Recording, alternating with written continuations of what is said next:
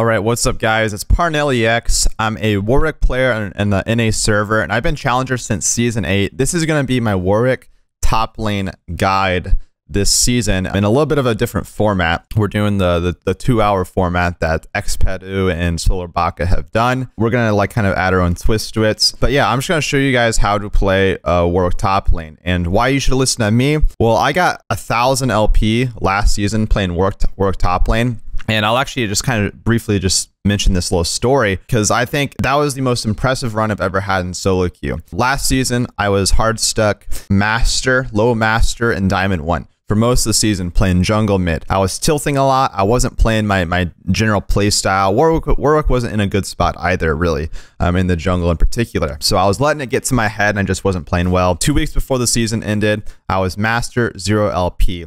Decided, screw it, I'm just going to play top lane and just take it all out in my lane opponent. I'm just going to beat my lane opponent every game. I don't care about winning or losing. I'm just going to win lane every game. And accidentally what ended up happening is I did win lane every game, and I went from master 0 LP to challenger 800 LP in one single week. 1 week. Ended 1,000 LP a week later. And so we went from 0 LP master to 1,000 LP challenger in the course of 2 weeks. We had a 70% win rate over that, course of time. And yeah, I wasn't just winning lane every game, I was smashing my lane every game. I was up like 40, 50 CS. I was up 3, 4 kills. And I was able to not only just win lane, but I was able to spread my lead to the rest of the map and then translate the lane leads into wins. And that's something that I want to talk about. So I want to talk about, how to abuse your lane bully potential of Warwick, and then also how to snowball winning those lanes and transition them into wins. Because that's something a lot of Warwick players mention to me. They win lane, but how do they turn it into a win? And I'm going to go ahead and just talk about that. So in this video, I want to give you guys a guide with some actual legitimate content in here that's educational and you can use. I'm not just telling you guys builds and setups and stuff like that and be like, oh, play at a challenger level. It's not that simple. It's definitely not that simple. And I'm not saying you're going to get a challenger level after this guide, but what I am saying is I'm going to kind of break down some of the intricacies that go through my head basically when I'm laning. I'm literally just going to give you guys step by step exactly what I'm thinking about. Every small detail that I'm thinking about in lane and why I'm doing it, I'm going to tell you guys how I'm doing it. So that basically the format of this guide, I'm going to start off talking about, like the basic gist of my actual planning going into laning phase. And then I have like a couple back to back full game commentaries of just explaining what I'm doing so that you guys can learn. So it's not like the most entertaining format, in the most traditional sense, but it's definitely one of the most educational formats I can give you guys. And that's kind of the goal here, is to give you guys an educational video. So we're going to go into matchup details. I will talk about builds, rune setups and stuff like that, but it's not going to be as important. So I want the main core of this video to be about like the play style than anything, but I will go over why I'm going certain builds and everything. Just know that builds can change over time, and I want this guide to last at least 2 seasons, basically.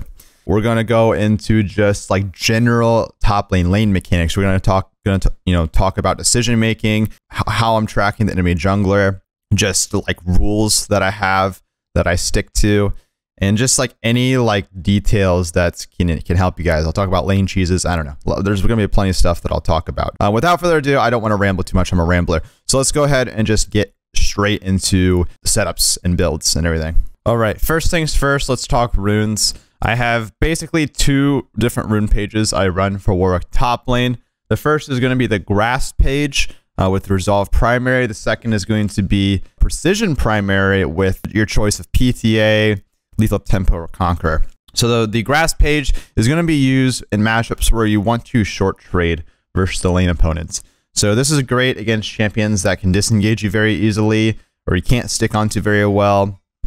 It's even good into some range matchups as well because they'll be hitting you from far and then you walk up, you can proc grass and walk away. It's definitely the most versatile rune page for Warwick top lane. And if you don't know which rune page is going to be better in a certain matchup, probably just stick with this first and then figure it out, because this is going to be the safest rune page for sure and the easiest to kind of run most of the time. You're going to go Grass the Undying for poke potential. You go Demolish so that you can, get turret plates and kill turrets a little bit faster. Second Wind is super broken with Warwick, especially in combination with Doran's Shield, because Warwick is going to be low in health most of the time in the laning phase. Like you got to get comfortable with Warwick to be like low inside the laning phase. That's just the champion. And because you're low all the time, if you have second wind and you have Doran's shield, you're going to be healing a ton while you're also healing with your passive. So it just makes you really, really hard to kill, and it makes your sustain just super, super broken. So very, very important to run this page. You can actually go bone plating though sometimes. You can go bone plating versus some matchups that have really good all-in. Say you're versus like a Riven or something like that. And you could even, if you feel comfortable with the matchup, you could go be greedy and go with conditioning for more scaling. I usually like to stick with second wind by default, but you can definitely choose one of these two. I'd start with second wind, and then as you learn matchups, maybe, you know, opt into something different after the fact. Revitalize is going to be your next choice. Just extra healing, obvious good synergy with Warwick. And then secondary, you're going to go Presence of Mind and Last Stand. So Presence of Mind, really, really important with Warwick because his mana pool sucks. So everyone knows Warwick has mana problems. Why does he have mana problems? Is it because he has high mana costs? Not really. It's because he has like one of the worst base mana pools like in the game. So Presence of Mind, what it does, it allows you to like basically team fight and skirmish, because if you don't have Presence of Mind and you go into a team fight, you'll use your full combo in a champion and then you're going to be So Presence of Mind will allow you to regain some mana back so that you're not going to go in team fights, basically. So it's very, very important for that sense. And also like 1v2s and stuff like that. Last Stand, again, Warwick is going to be low health most of the time, so you're going to be getting max value at Last Stand a lot. Even though Warwick isn't like a high damage champion per se, it still just synergizes perfectly with Warwick. So that's what you're going to be running with this page. Although you can opt for Legend Tenacity if you think you really, really need it in some matchups. The next rune page is going to be Precision Primary. So you have different options, and it really kind of just changes from matchup to matchup. You can go Press the Attack, Lethal Tempo, or Conquer. They all kind of accomplish the same thing. PTA, I go specifically into some matchups because it is more of like a medium trade option. It's not as like all in as Lethal Tempo or Conqueror, but it gives you like a good trade pattern versus some champions. But when it comes down to Lethal Tempo versus Conqueror, it's honestly kind of personal preference. Lethal Tempo is stronger early on, but I think it gets outscaled by Conqueror, so I usually prefer Conqueror, but it just kind of depends on the matchup. You're basically going to go Precision page into champions that you can easily stick onto and reliably all in. So if you're playing against a lot of bruisers like Mordekaiser or Wukong, or I don't know, there's just stuff like that basically, or tanks, you know, like Ornn, for example, you'll go like Lethal Tempo versus those type of matchups that you can just stick onto them and just all in them pretty reliably. You're going to want to go this page because it'll just give you more all in power basically, right? So again, Presence of Mind, crucial as I mentioned. Legend Tenacity is great. You can also go Legend Alacrity. It just depends on how much CC they have, hard CC they have. So you can go Legend Alacrity by default, and if they have a lot of stuns, go Legend Tenacity. Last Stand, as I mentioned, is really crucial. Revitalize, as I mentioned, very, very good synergy with Warwick. And then I actually usually go Demolish for the snowball potential. But if you're like starting out off with Warwick top lane, or you're not comfortable in a matchup, it's probably better to actually go Revitalize Second Wind, because this is just going to be safer for your laning phase. Again, as I mentioned, Second Wind's really broken with Warwick just because you're going to heal a lot. So if you want to have a safer laning phase and just guarantee you win lane, then go with Second Wind. I just like Demolish instead due to the fact that it helps me snowball harder, just because I'm able to get up plates and I'm able to push the turret faster. But it's completely optional. And then lastly, let's just talk, you know, in this section, the rune stats. I go with attack speed primary here. You can go adaptive force. I think attack speed is better though, because it gives you better pushing power. I think it just feels better. To be fair, when I started playing Warwick top lane, I was a jungler. So I didn't want to switch it up because I always went attack speed in the jungle. So I didn't want it to feel off. But I do think that attack speed probably is just better. Just again, pushing power allows you to last hit a little bit easier. I just think it's just better overall, but I don't think it really makes a big difference. For flex, you're going to go adaptive force most of the time. You are going to go into double resist into some champions. So some champions that it's basically just ranged champions, honestly. Any ranged champion that can bully you early on, say ranged ADCs, marksmen, and such, or, you know, versus like, you know, like maybe like a Cassiopeia top, you might go double MR. So if you're against ranged AD, a lot of times you're going to go with this. I go this versus like Jace. I go it for like ranged marksman. I actually go it versus Gangplank as well.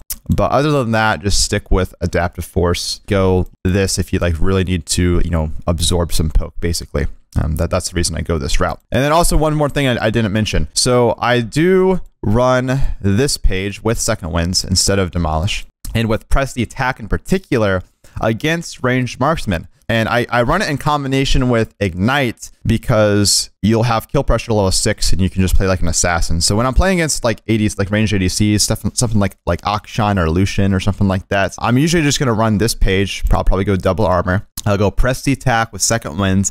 I play like a bitch early on.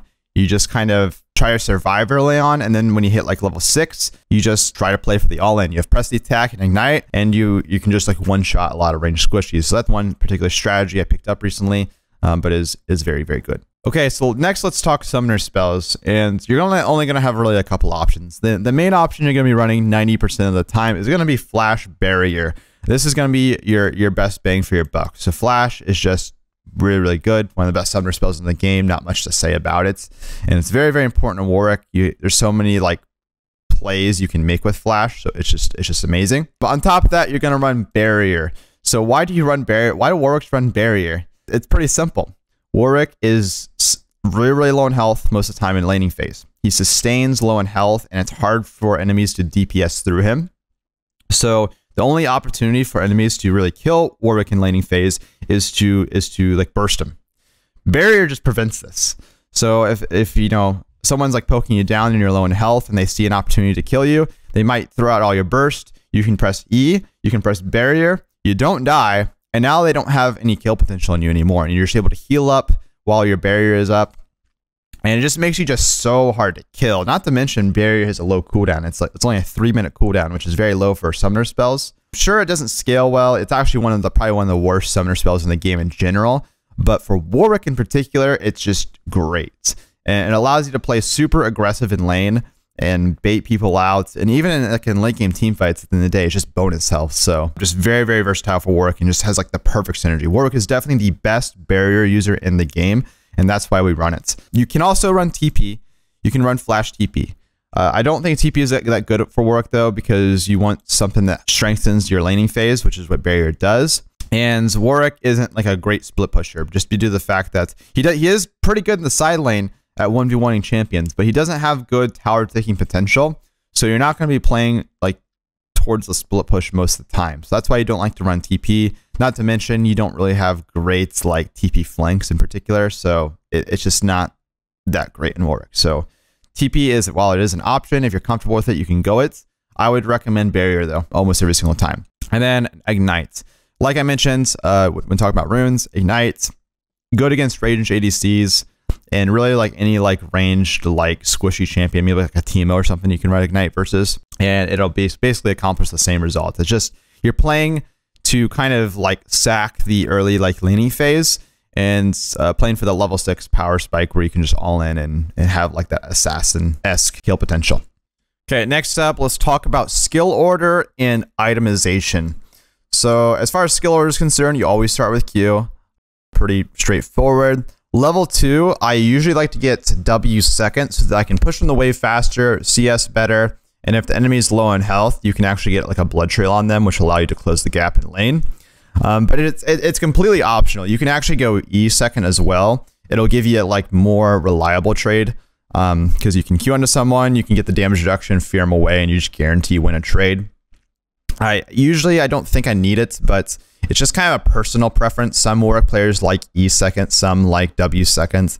I do switch it up, but I usually go W second. So usually it's going to be W seconds for the pushing power, last hit potential. Then E third. And then most of the time in top lane, you're going to just max out Q. Of course, you're going to get your ultimates, but you're just going to go ahead and just max out Q outright. So what does Q actually give you? This is important to know. It basically just gives you a lot of healing. It hardly increases your damage. It doesn't reduce the cooldown of the ability, and it increases the mana cost. So there's actually a lot of negatives to putting points into Q. In top lane though, getting all this extra healing is pretty nice for winning trades though. So sometimes you'll want to go just like 3 points into Q. Say the enemy has a lot of grievous wounds, or maybe you need more attack speed from your W or something like that. So you might do 3 points in a Q into W max. But yeah, most of the time we just maxed out Q when in doubt. After maxing out Q, you're going to, I'm just going to finish up. Obviously, you get your ultimate whenever possible. A lot of times what I actually like to do is I like to do 3 points in W.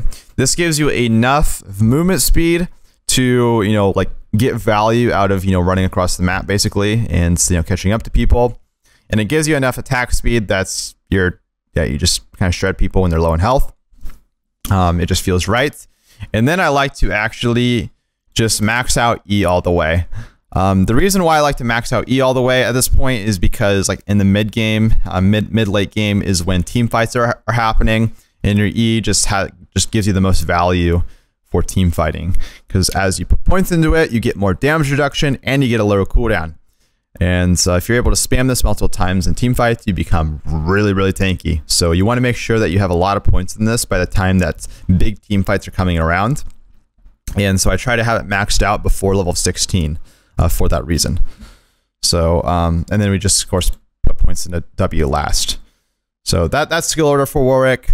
As far as items are concerned, so starting items, you're going to go with Thorn Shield start most of the time. I mentioned with Second Wind why it's just so broken. This item is just so good for Warwick top lane. You can go D-Blade. The only times I ever go D-Blade though is if I have lethal tempo, because it synergizes very well with the attack speed, the bonus AD you have. But most of the time, you really just can't go wrong with D-Shield. Even in like easy matchups, it allows you to play like extra aggressive.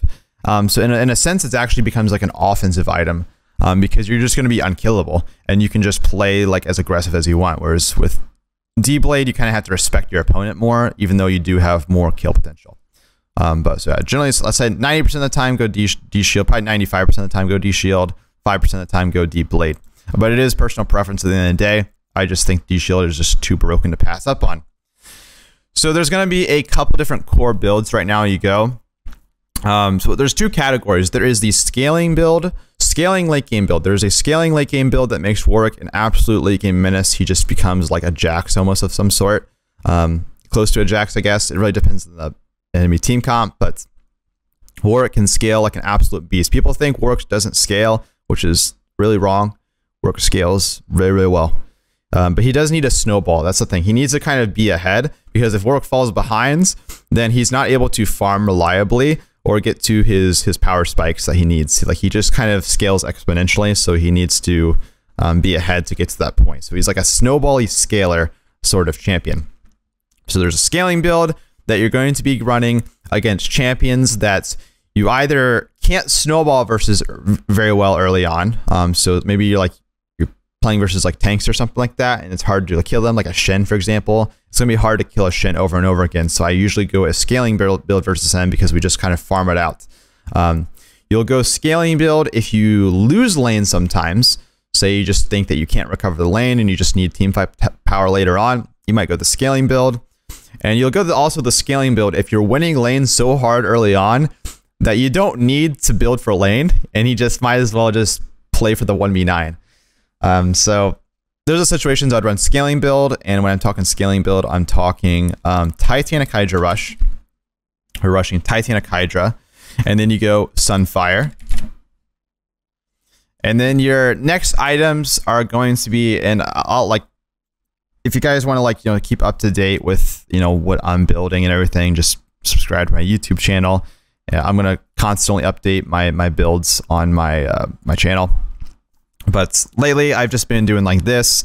I go like either Frozen Heart, or a lot of times I actually like Gargoyle. Really, really OP. It basically gives you a second barrier on top of a lot of resists. This is just an awesome combination. Frozen Heart's really OP right now. Some other options, you can go Randwinds, Abyssal, Mass is a little situational. Thornmail every once in a while. Force of Nature is great. Let's see what else is good. Death Stance is obviously great. GA can be good. Hullbreaker situational. It's getting changed next patch, but it should be good in some situations. If you're trying to match a split push, usually you don't like again, you don't usually play Warwick as a split pusher, but you can every once in a while. Maw can be good situationally.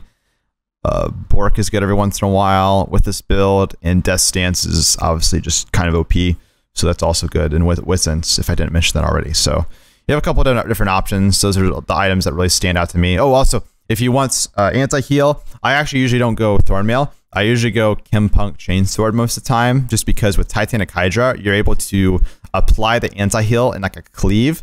So your auto attacks deal AoE, and just, yeah, you apply anti-healing to everyone, which is very, very nice. And you can even go Serpent's Fang for the similar reasons. So if you need anti-shield or anti-heal, Serpent's Fang, Chempunk Chainsword, really good options. So that's basically the scaling build. The key thing is just Titanic Sunfire. Afterwards, it really is just situational, but Titanic Sunfire is the scaling build. If you are playing for lane, there are 2 different items you can rush right now. So as it stands, it's between Bork or Trinity Force. Now the durability patch is coming next patch, so I don't know if Divine Thunder is going to be better. People look at Divine Thunder and think, oh, this is just the perfect Warwick item. This item's just so broken on Warwick. Has to be. The item's actually not that great in Warwick. The reason is because he's not able to actually like spam abilities enough to get a ton of value out of Divine Thunder. It's great for laning phase, but it just definitely falls off in team fights. So usually you don't like Divine Thunder. And because people are generally speaking going to be building anti-heal versus you, you don't get as much value from the healing from Divine Thunder. So usually instead what I've been going is Triforce. Ever since it got buffed and Divine Thunder got nerfed, I think Triforce edges out as the winner. It does more damage, gives you some movement speed, some attack speed. I think it's just more versatile. And yeah, you go Triforce into rush into matchups where you want to, you know, like short trade versus a champion. So, you know, champions where you like matchups where you go Grasp into, Triforce is great synergy with Grasp. And it just makes you into an obscene lane bully. You're going to be able to kill a lot of champions when you get your Trinity Force rush. But again, it does fall off. So this is definitely like a snowball lane to get ahead type item. After Trinity Force, a lot of times, I'm actually not entirely sure what to go after Trinity Force every single time. You can go like maybe like a Wit's End. You can go Titanic Hydra for some wave clear. You can go Frozen Heart just to be like, have a lot of CDR and kind of be unkillable.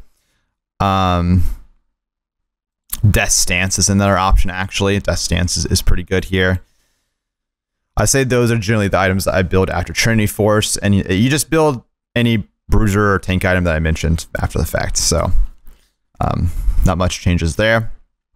But the key thing is Triforce Rush. Another item you can rush for lane dominance, and on a different note, this is what you rush if you want to either one-shot. You can actually rush this against squishies, which is to one-shot them, or you can rush it against tanky, you know, champions to just shred them really hard, which is just Bork. Bork is Warwick's highest damage item in the game. It just gives you the most raw damage by far. Like I said, like it looks like it's just purely an anti-tank item, and it is good against tankier champions like bruisers and such, but it's also an amazing rush into like ranged ADCs. I rush this against ranged ADCs. You press R, you like Q them once, and they basically die. You might have to auto attack them once or twice, but like it's just really OP. You get so much damage with Warwick, and I love it. After Blade the Ruined King, some of the best items you can go are Turbo Chem Tank is really good, just for giving you some tankiness. This makes you very well rounded. So yeah, Bork is like full glass cannon, so a lot of times you do need some tankiness because Bork is very squishy base stat wise. So that's good. If you want a cheap tank mythic, one that gives, if you want cheap stats, tank stats, and then you want to like build into your next item as fast as possible. Maybe you're like really behind, or maybe you just want to build into your next item afterwards. Say like they're like, you really want a Frozen Heart, but you also want to get your mythic. Even Shroud. People don't really consider this for like tank or bruiser champions because they think it's a support item. It's actually like the most gold efficient tank item mythic in the game. So if you want gold efficient tank stats, Even Shroud is great here. And this is like something a challenger top lane work player on EU goes a lot of the time. So he goes Bork and Even Shroud. Definitely a good option as well. Something I do every once in a while, or I've been doing lately a lot, of actually is Stride Breaker into champions that can kite me very well. So like maybe I'll go like I'm playing versus like a Kale or something like that, or a Graves top. Stride Breaker can help you just get on top of them. Again, with Bork, you deal a ton of damage, so you just need the stickiness. So this is just a carry option you can go. Maybe go like a Death Stance afterwards. And sometimes I even go a Gore Drinker. I'm not sure if I would recommend Gore Drinker. I really like it, but it's like, I don't know how to explain it. This is like great for 1v9 team fight power. But I would only go Gore Drinker if you're really, really far ahead, basically. Because then it just makes you really unkillable. You use Gore Drinker when you're low in health. You can go like Gargo Stone Plate, use that when you're low in health, and you have a lot of single target damage from Bork, so you don't lack damage. This is like a 1v9 build that I go with. But the nice thing about Bork Rush, as you can tell, is that when you rush Bork, you have a lot of options. So you can rush Bork and you don't have to commit to your option until you're actually building into it. So you can get your Bork, you can evaluate the situation. Do I need to, do I need the movement speed from Turbo Chem Tank? Do I just want to be tanky, but I don't need the movement speed? Maybe you'll go even Shroud. You want just stickiness on the enemy, but you also want to have some carry potential. Maybe you go Stride Breaker. And if you're really, really fed and you think you can just 1v9 with Gore Drinker, just go Gore Drinker. So there's a lot of options here you can go. But those are basically my 3 different builds that I go on Warwick. Yeah, I usually go Bork or Triforce if I need them to snowball my lane and help push my lead. Okay, now let's just get into the actual meat of the guide. Right here, I want to just, before we get into the commentary sections, I want to kind of just tell you guys my goals, my game plans, and my strategies with Warwick top lane. So I'm just going to tell you guys exactly, everything that I want to accomplish, so that you can look for these when I'm doing the commentaries, because I'm not explaining everything in the commentaries. I'm trying to, but it is hard to kind of voice every single thing that's happening without inting, because I got to focus in the game as well. So I want to just get it out of the way right now and just tell you exactly what my plan is when I'm playing Warwick top lane. Okay, so first things first, let's just talk early cheeses. You're going to do these early cheeses versus champions that you just can smash level 1, which is 70% of the time you're going to be able to beat them level 1. So blue side cheese is going to be to come around into this bush right here. At least you have to wait till at least 1 minute. 1 minute to 110. It's 115. It's fine though. We're gonna hug this wall, level up Q, and yeah, we just try to attack them basically. The reason why we hug the wall is because they see us a lot later. The reason why we wait till 1 minute is because it's if we hit them, if we start hitting them in this bush at 45 seconds and we deal a lot of damage to them, we win the trade. They can just recall and they can come back to lane without losing anything. We want to make sure that we're hitting them late enough that they either have to recall and miss minions, or they have to stay in lane with low health. That's basically the idea. If you are on red side, you don't have as good of a cheese. It's not as OP. A lot of times I usually just kind of come around here and into this bush. And this means that if they come through this way, you can come straight at them and start attacking them from behind. Or if they come through this way, you can see the wave is here. So you can still kind of come around and attack them from behind. So a lot of times you can get a level 1 cheese off that way. And again, you do these level 1 strats versus champions that you just beat level 1, simply put. However, you're not always going to beat every single champion level 1. You're going to have some matchups that you just, they just trash you. So for example, a Riven with Conquer and Ignite, for example, she beats you level 1, she can all-in you. So if you try to fight her in the bush, she's just going to run you down and kill you. So you can't fight her, so that means don't do the cheese. And just try not to go past the halfway point in the lane without minions by your side. So for example, right here, you can see in this wave state, I'm okay being right here, because if Riven starts to all-in me, I can run back into my minions and my minions start attacking her, and then I can attack her back, and we just win that. But if I don't want to be trading with her recklessly, because you can trade recklessly and dangerously into some matchups that you beat level 1, but you can't be trading right here versus a Riven, because then the minions are going to start attacking you. She's going to have a long lane to run you down. It's not going to work. So my general rule of thumb is to not cross the halfway point, or trade into her into the other champion's minions. It's not always Riven too. It can be Darius. It can be like Fiora with Conquer, Ignite. There's plenty of champions that beat you level 1, but generally speaking, you're going to beat them. So just like a general strategy, you'll notice there's going to be some matchups where when you watch my videos where level 1, I'm kind of just staying here. I'm not playing super hyper aggro. And that's because I don't think I can beat them level 1. And I'm just going to kind of try to play it safe. All right. So now I want to talk about like how I go about developing my leads in Warwick. And one of the basic concepts of growing CS leads in the top lane is when you are able to properly trade versus the lane opponents, say they can't kill you. If you're behind, this is something that I do struggle with sometimes, but if you are behind, they do have kill pressure over you, and you can't really trade with them, then you're going to have to play a more safe, conservative play style and give up some minions and just try to wait for a power spike. And you're just going to have to just deal with falling behind. But if you are able to properly trade with the champion, or you're able to even just smash them, basically how you want to play out the lane is you want to position yourself so that's, let's go mid lane here actually. You want to position yourself so that that's not only are you, able to last hit every enemy minion that gets low, you want to pay attention to your minions as well and pay attention to when they get low, so that when the enemy goes to the last hits, you challenge them. You want to challenge them and say, hey, if you want this last hit, I'm going to deal a lot of damage to you. I'm going to Q you. I'm going to auto you.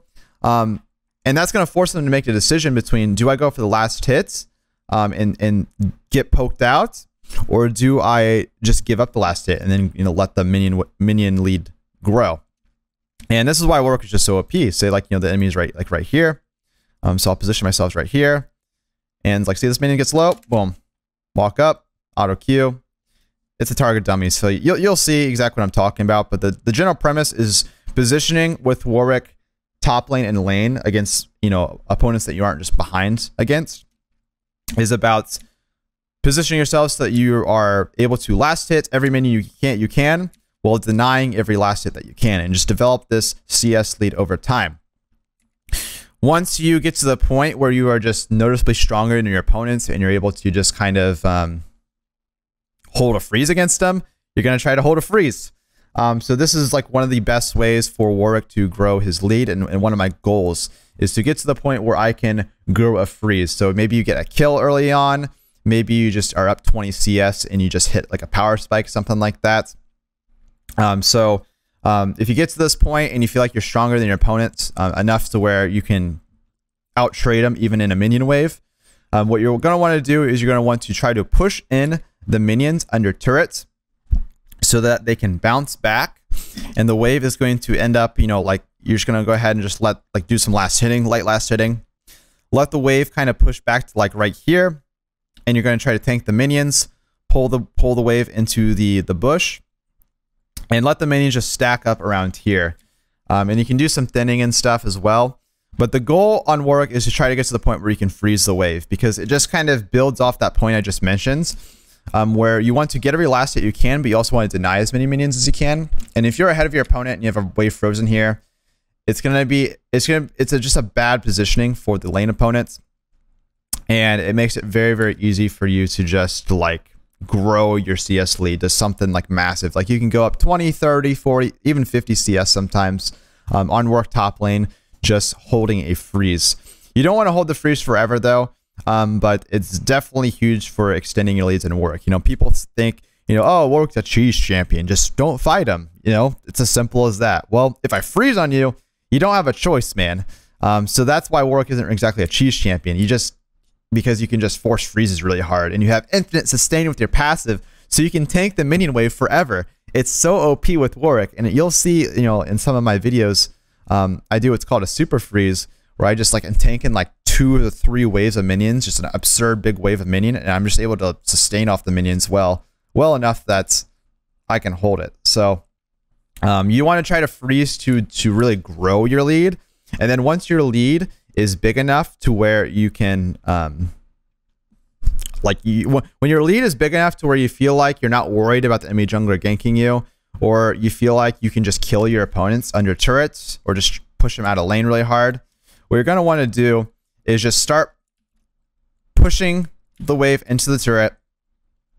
And yeah, you just want to like work on the plates and just work on the enemy champion. That's basically just as simple as that. You want to freeze until you're strong enough to where you can just completely just shit on the enemy champion. It is really just what it comes down to. So the general game plan for Warwick top lane is to try to take proper trades, out-trade your opponent, try to, you know, generate a CS lead via contesting enemy CS and, you know, getting your last hits.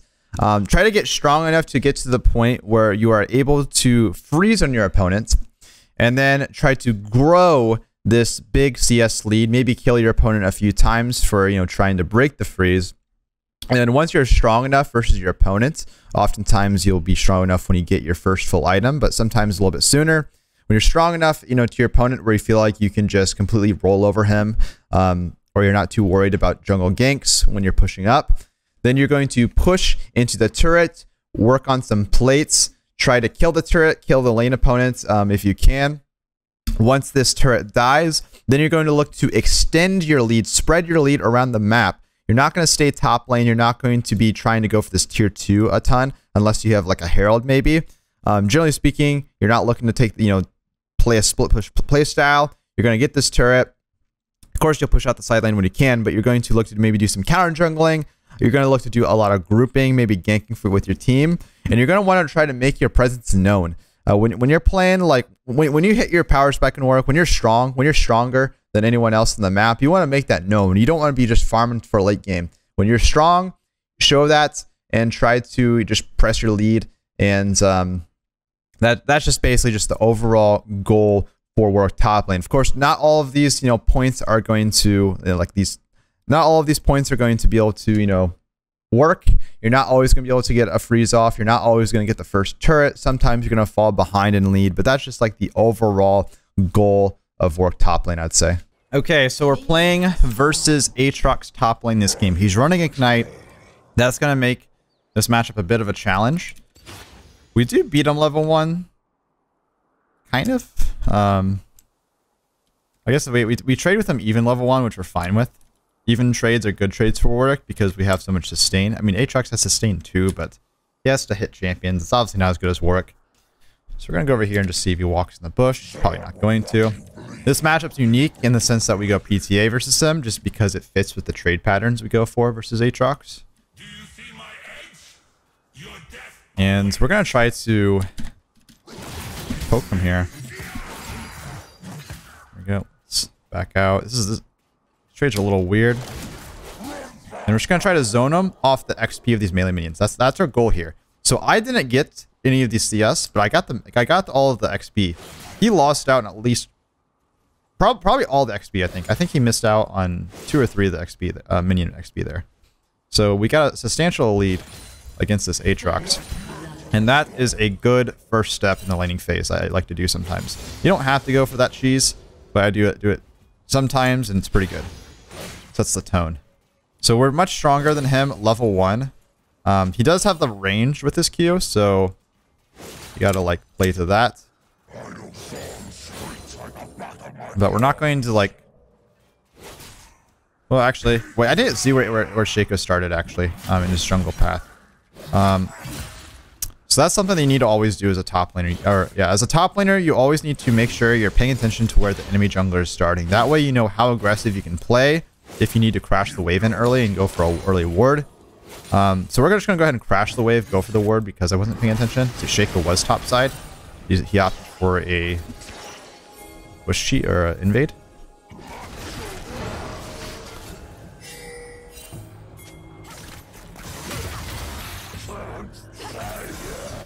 I was being patient there. I knew Rengar was fine.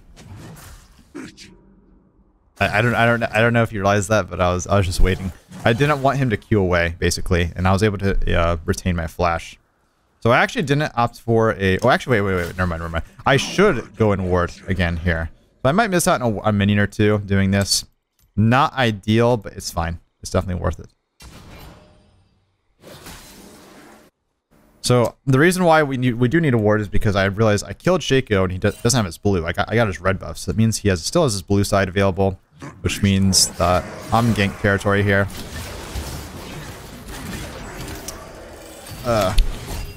I messed up. I need to back out. Disengage his ignite. Not ideal. Okay, Shaco died. That's really good for me.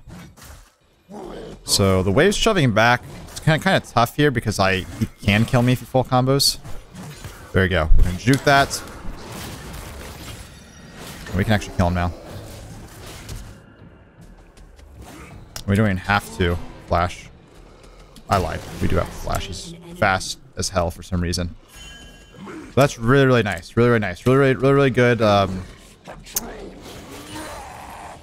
was really just a good understanding of how to trade properly versus Aatrox. You want to juke out his first Q, maybe the second Q, especially considering how low I need to juke out the second Q. And then I don't care if he hits me at the third Q because that's like he has like no damage left, right? And I just win the trade then, and I'm able to chase him down because he has long cooldowns. Really, really nice.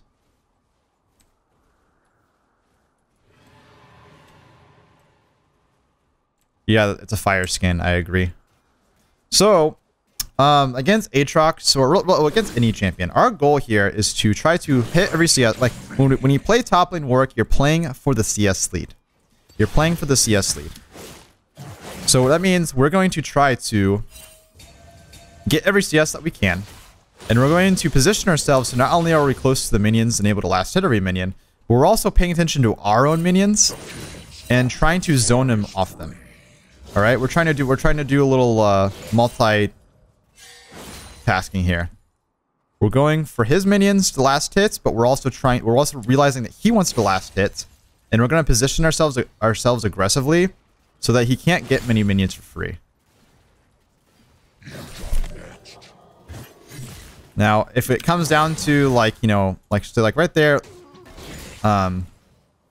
like if I have to make the decision between getting a last hit or denying a CS, I would rather have the CS for myself. But the goal here is to try to do a little bit of both. I kind of traded poorly there. I want to kind of slow push the wave in here, which actually could set up for a dive. Shaco's bot lane.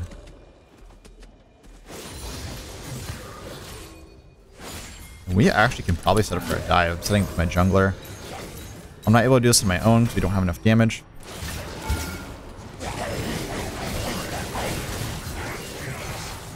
I'm actually willing to die there. So I'm willing to die here because he's gonna. It's a 1-for-1 trade. He doesn't get a shutdown, which kind of sucks, but he's gonna miss out on all these minions. He's missing on all these minions, and so not only is he losing a bunch of gold, he's losing a bunch of XP. And even though he got 150 gold, you know, from the shutdown, perfectly fine. It's definitely. I mean, he just lost like 2 or 3 waves there. It's just brutal for that man. I think against Aatrox, so we can go like literally anything versus Aatrox. I think for Bork, I'm feeling Bork this game. Triforce is another option. I think Bork is gonna be better. That's my opinion. So we're gonna come back to lane with our lead. We're up 26 CS, and we have, I mean, we're up 2 kills, right? He has level 6. He does have Ignite. But I think I have enough of a lead that I can actually look to do a freeze on him. And this is my goal in the laning phase. And like between like 5 to like 10 minutes, my goal here is to try to freeze on most top laners. And that's how I generate my leads in Warwick. People say Warwick is a cheese pick, you know? Do the cheese pick, just don't fight. And then lane is fine. Well, easy to say. It's really easy to say until Warwick actually freezes on you and denies you a bunch of minions. And then like you're forced to fight him to break the freeze. So there we go. We're going to juke out the 3rd Q. Let's stall out the ignites. When you're playing against an ignite, it definitely makes it, like, you're obviously not going to heal up very well. I'm actually willing to eat the 3rd Q.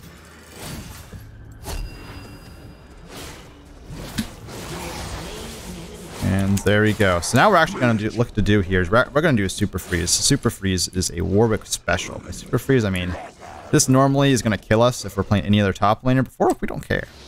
If we get low from the minion, we're just going to pull it up to the bush, and we just lifesteal like crazy. So like we can just, this is the thing that's so broken about Warwick top. You can force freezes like no other because you can just tank like 4 minion waves, and like you'll take some damage, but as long as you start hitting some minions, you'll be fine. Of course, this does mean, like, you know, if he's here and he's fighting us, like, you know, we're going to probably die or we can't trade back. So we're going to try to trim out the wave. But I do like, I like to trim out the wave late. I don't like to, sometimes. I don't always like to just immediately trim the wave if he's like in base or dead. Because it means that if there's more minions on his side, that means that my minions are going to die faster. So sometimes I like to keep the minions alive, at least for a little bit. And then trim the wave right when he gets here. But yeah, just try to make sure you can hold the freeze. You need 3 minions to freeze. And it needs to be pulled up to like right around here.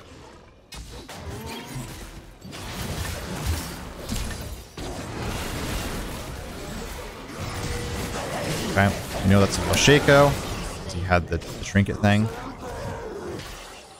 And oh my god.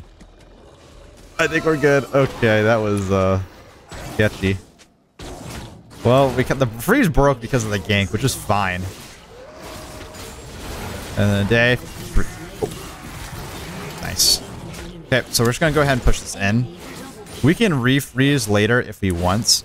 At the end of the day, if you ever want to refreeze, just push in the wave. It's going to naturally push back. And you can I missed the cannon there. We're going to pretend that didn't happen. We're up 40 CS in this Aatrox.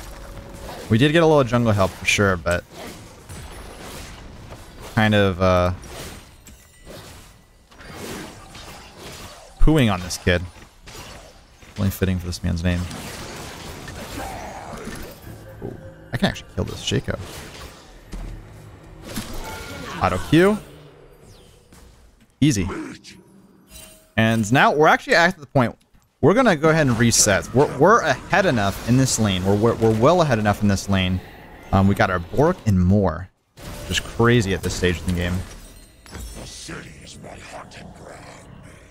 I think, what do I want here, animation wise? I think actually we just want this. I got 2 pink wards. I usually like to hold 1 pink ward. My rule with pink wards is hold or have 1 pink ward placed or in your inventory at all times, but no more. I usually don't like to have 2. That was an accident, but it's fine. I just see it as a waste of gold to have 2. I don't think it's really necessary. Personal preference though. So now we're at the stage of the game where in the laning phase where we're ahead enough. We don't need to freeze at this point because we can just tower dive this guy and repeat. And because we're so much stronger, and we can even probably 1v2 ganks. So, well, Aatrox is down there, so we're just gonna hard push. I was gonna hard push anyways, but I was probably gonna hard push and ward. But because Aatrox is here, I don't think I need a ward. We're just gonna go ahead and just start hitting this turret. And if Aatrox, it's not tank. Oh my god, man, this is something else. I missed the bush. And we can just ult him.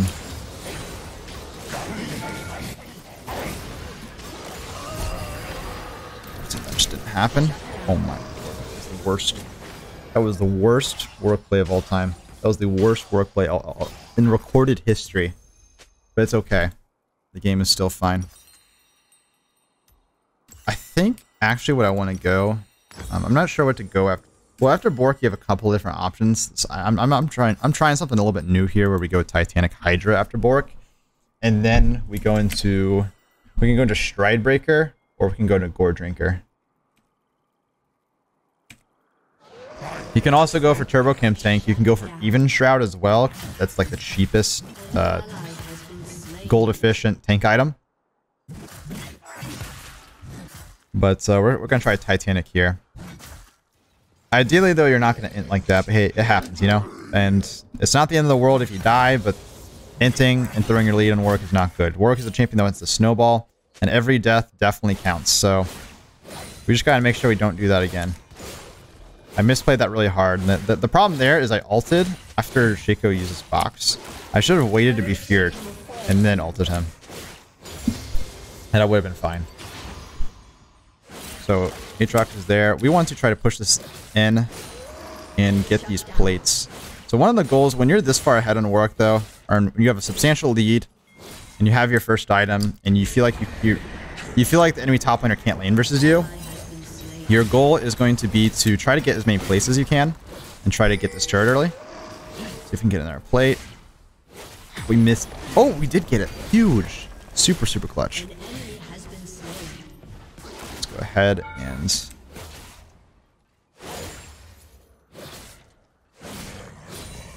this.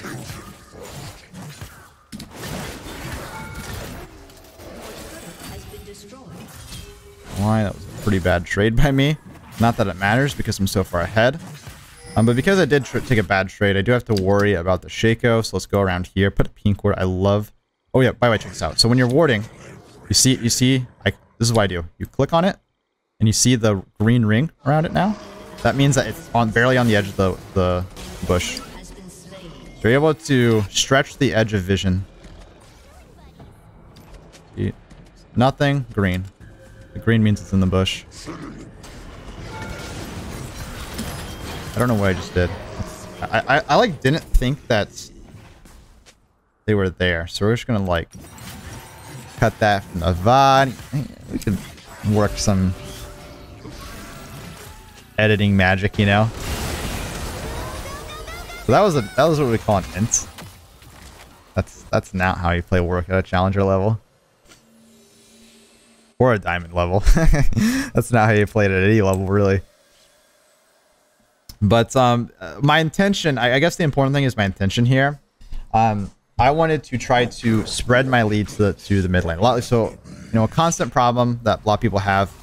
I want to show you guys how to consistently win lane, but that's arguably the easy part of Warwick.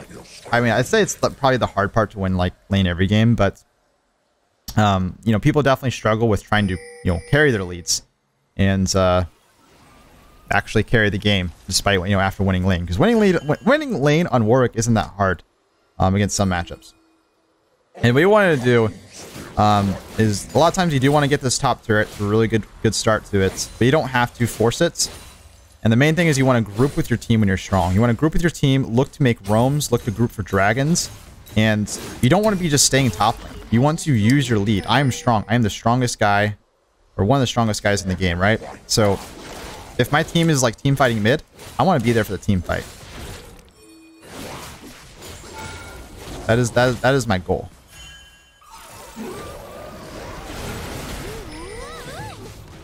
We got Rengar here helping me with the turret. This is beautiful. This tier 2 turrets on the side lane are worth so much gold. Unfortunately, it'll split 3 ways because there's Rengar, Yuumi, me, but still really nice to have.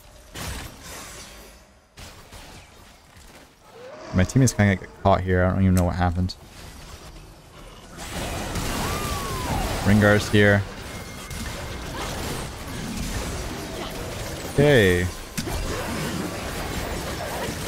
Halted her into the turret.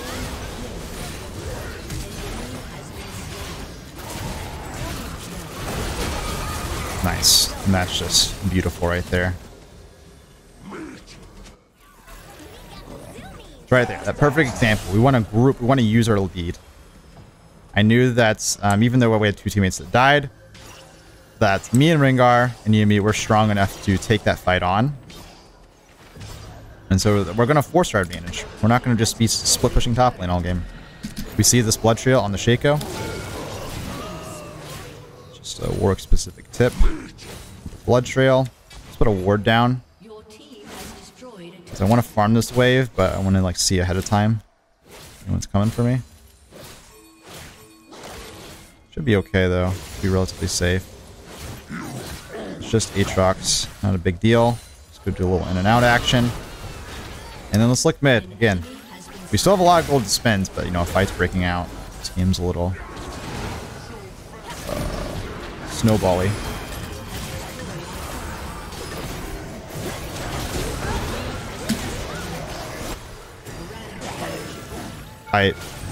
Bro, what happened to my ultimate there? Like, come on.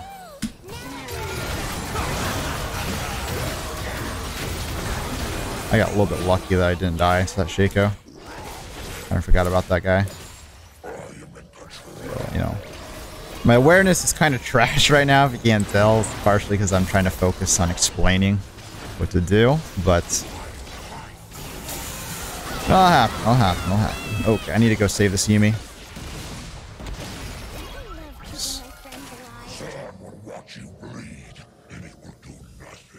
Should be good. Let's head over here. This pink. Cancel your auto attack. And I definitely want to reset and spend my gold.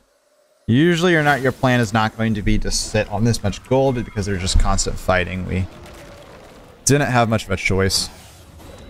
But this is awesome. I'm gonna reset, get this. I actually don't know. Let's see, do we want Stridebreaker or do we want Gore Drinker? I'm actually not sure which one we're gonna want this game. But these components work for both. Gore Drinker is better for more like a 1v5 potential. It's like it's definitely the most 1v5. Like Gore Drinker gives you like a lot of just team fight power. Basically. Stridebreaker gives you some like the CC, which might be really useful against their team because they're pretty slippery. Let's do this.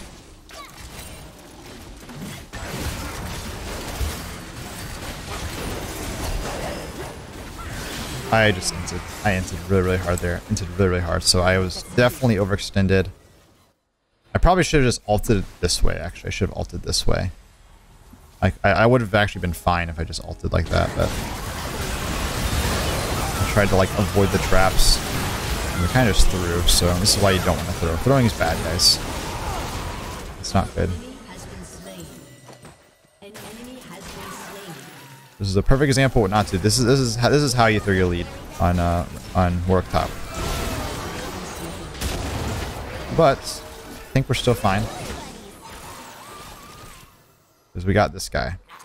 They're not always going to have a fed Rengar like this, right? Oh, God. My bad. I'll let my team know it's my bad so that they're not freaking out.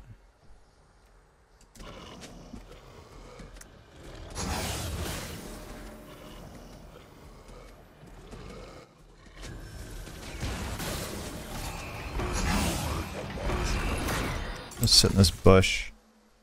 I want to make sure that I think they're looking to take a Baron, so.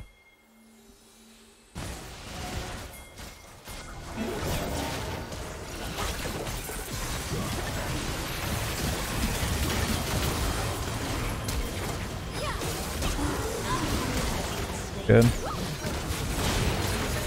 All the way. Our goal here is just to stall at the Baron. I think we did so. Unlikely that they're going to be able to finish off. We got Rengar ulting. We're just going to be patient.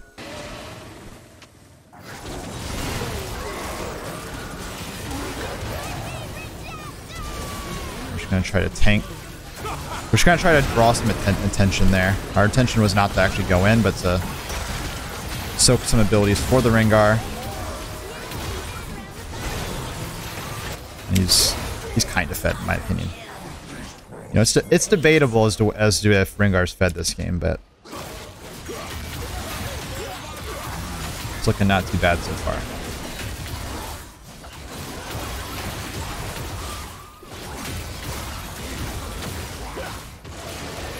Let's get this Baron.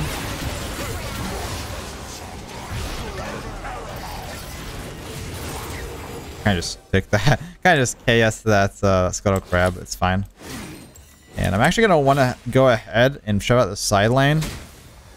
Because I want to recall on... I'm probably going to grab a Stridebreaker this game, honestly. I feel like the utility of it will be more important than the healing. Plus they have 4 ignites. Holy moly, I didn't even realize that, so... Gore Drinker's not going to be as interesting. It's all her.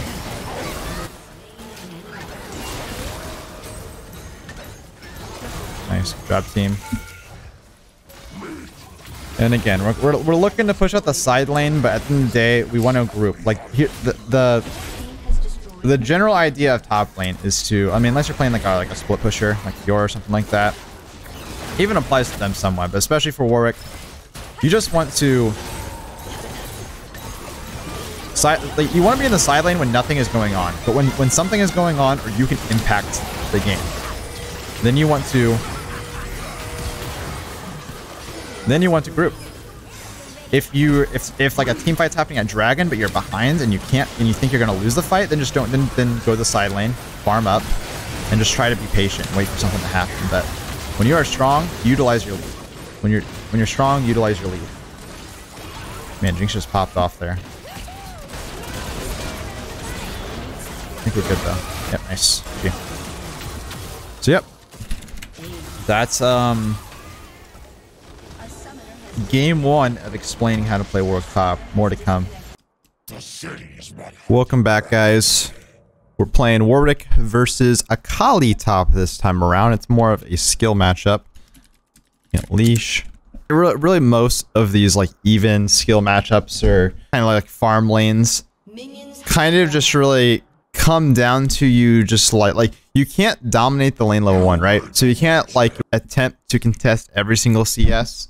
You can't freeze early on. You're gonna need to get a kill in order to really push your lead, right? There's the pushing the lead stage for Warwick, which you can often do level 1, but you can't push your lead versus a champion like Akali level 1. So what you have to do is you have to develop the lead, and that really just comes with really good trading and making sure you're not dying to ganks, and just, you know, trying to just get all the details right here. So against Akali, her level 1's a little bit better in the sense that she has the range advantage on me, and she can just Q harass me for free without losing mana. But what I can do, which is what you're gonna see, and you saw in the first minion, is whenever one of my minions gets low, this is something similar you can do versus like Yone, Yasuo, stuff like that, or really any champion with like a skill shot that constantly farm. Is I'm gonna challenge her. Every single time one of my minions gets low, I'm going to walk up and I'm gonna tell her, last hit the minion with your Q, or Q me. Right there, she chose to Q me and she lost the CS. So I'm gonna try to get a CS lead this way. And I did. Okay, it looks like Diana started red side, so I gotta crash this wave. And of course she can. I missed that CS, so tried to dodge her Q. But the key is to stand away from the minion so that she can't hit both of us with her Q. Missed another minion. A little bit rusty right now, I'm not gonna lie. Just took a break, but it's fine. It's okay to miss some CS every once in a while. So we just crashed the wave. We managed to push it in. We know Diana's down here. Because we crashed the cannon minion wave, we can actually come a little bit deeper down here, and we just took the Gromp. This could be bad news, though.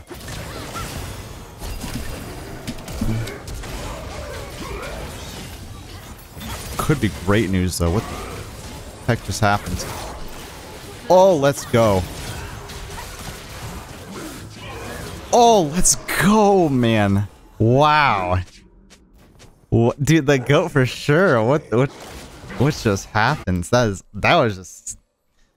I mean, you can't really expect to do that every game. But yeah, because we crashed the minion wave, I could go down deeper for the ward. I knew Diana was doing a full clear, so I thought maybe I could contest the blue. And just because I know I can beat Diana 1v1, I was like, well,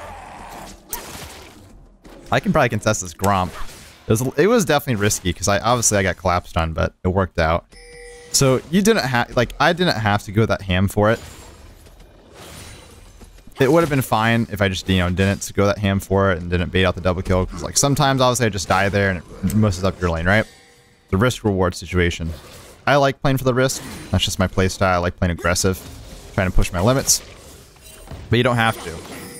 I definitely want to emphasize that you definitely don't have to play this aggressive to have success, even in high elo and Warwick. I'm definitely the most aggressive Warwick player, like, in the world, honestly, in high elo. That is for sure. And there is a lot of good and a lot of bad for that. So we're gonna continue. So we got the wave in a really good spot here, and we're gonna continue to do what I said we're gonna do. Every time one of my minions gets low, I'm gonna make sure she can't Q both of us. I want to make sure she can't last hit and harass at the same time. She's gotta pick one. And frankly, I'm okay with her poking me. I'm frankly okay with that. Especially now that I got double buffs. We're just gonna hold this wave here. And I do have a lot of gold. Here's the thing. Do have gold to spend. You could look to reset pretty soon. I don't like to. I like to actually stay in the lane a lot. This is like a. This is basically like a Chovy strat, right? Chovy does this a lot. Obviously it's top lane, but same rules apply. Gonna try to lifesteal as much as possible. Just to stall for cooldowns there. And now we're gonna try to. I just want to try to juke the E. Or follow the E with my Q. So yeah, like basically the goal here is to stay in lane as long as possible. And the reason why we're staying in lane as long as possible is because versus Akali right here, we're already up a lot of CS. We have a really good lane state, and we can still bully her. We don't need items to bully her right now, right? She's not pressuring us off any minions. She doesn't have any kill pressure on us in that situation. And we can still pressure her off CS and develop a CS lead. So I want to just hold that lane position and not give it away. And that was basically what I was just doing right there. That was the entire logic. We do want to try to recall though now. She's got another, yeah, she's got anti-healing. She's going to have kill pressure. She's going to hit level 6 here soon. Her Ignite's coming up as well. I think she actually has Ignite. She definitely has Ignite. So we're going to try to walk. We're going to push in the wave. We're going to walk in this wave. That way she doesn't freeze it. If we leave, if we leave immediately, she could freeze the wave. And we're going to end up missing some CS. And we don't want to miss CS. Like, we definitely can't. It's not the end of the world, especially considering how far ahead we are right now. But we're going to go ahead and recall. And this is a perfect recall. I'm not going to lie. I did not even, like, consider this right now. You should consider it when you're playing top lane, but I just wasn't paying attention. But I'm recalling on a cannon wave. Recalling on a cannon wave is the best. That is optimal. And the reason why you want to recall on a cannon wave is it takes a lot longer for her to kill that cannon minion, right? So it takes longer for her to push it in. On top of that, this turret takes a lot longer to kill the cannon minion. So I'm going to come back in the lane, and I still miss actually out on a lot of minions just because Kiana canceled my recall. But if Kiana didn't cancel my recall, I wouldn't have really missed out on any minions there. Or I would have missed out on like 1 or 2 probably, instead of, you know, like 5 or 6.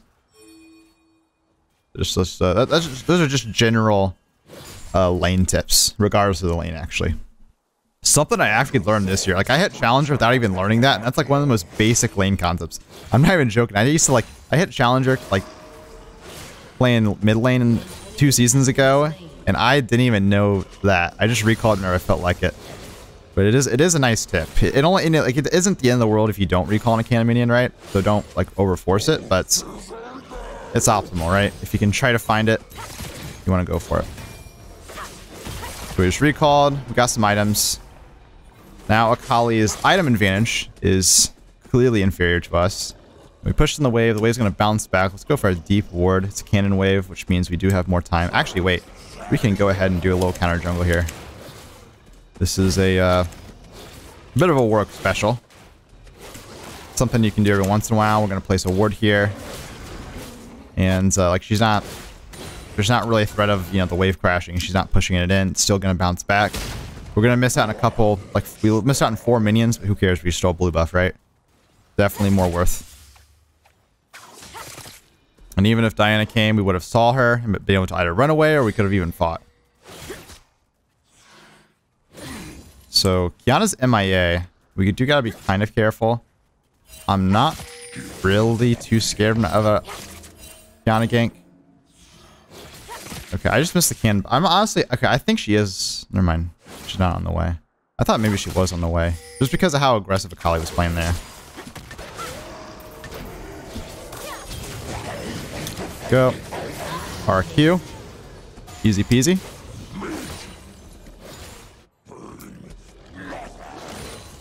There's another Q. We have blue buffs, so we can just Q for healing. Just better. I'm walking through the turret. I didn't mean to do that, but it actually doesn't really matter. Kind of funny, but it really doesn't matter.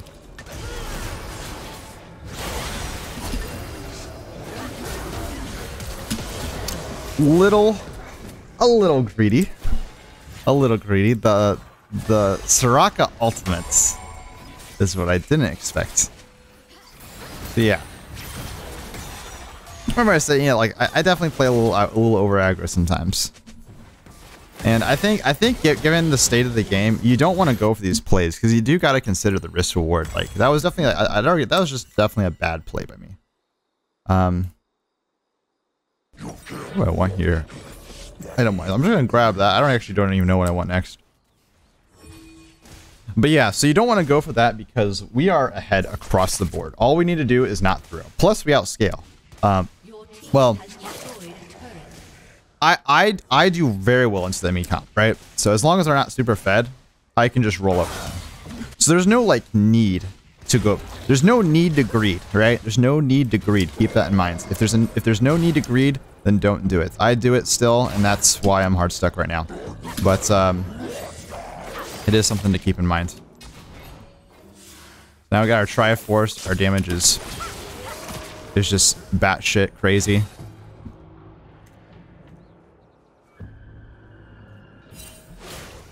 And I can actually, because I have my first item, I'm really, you see how much damage I'm doing to this Akali, right? The Triforce is just ridiculous rush against her. And we're doing, I didn't even talk about my rune setup against Akali. So yeah, we're doing Grasp, obviously, and we're going Sheen item via Titanic, or sorry, Triforce. Triforce is better than Sunder right now, so I go Triforce almost every single time if I want it. But we're going this setup against Akali because we can't auto attack her in her Shroud, obviously. Plus she has a lot of movement speed.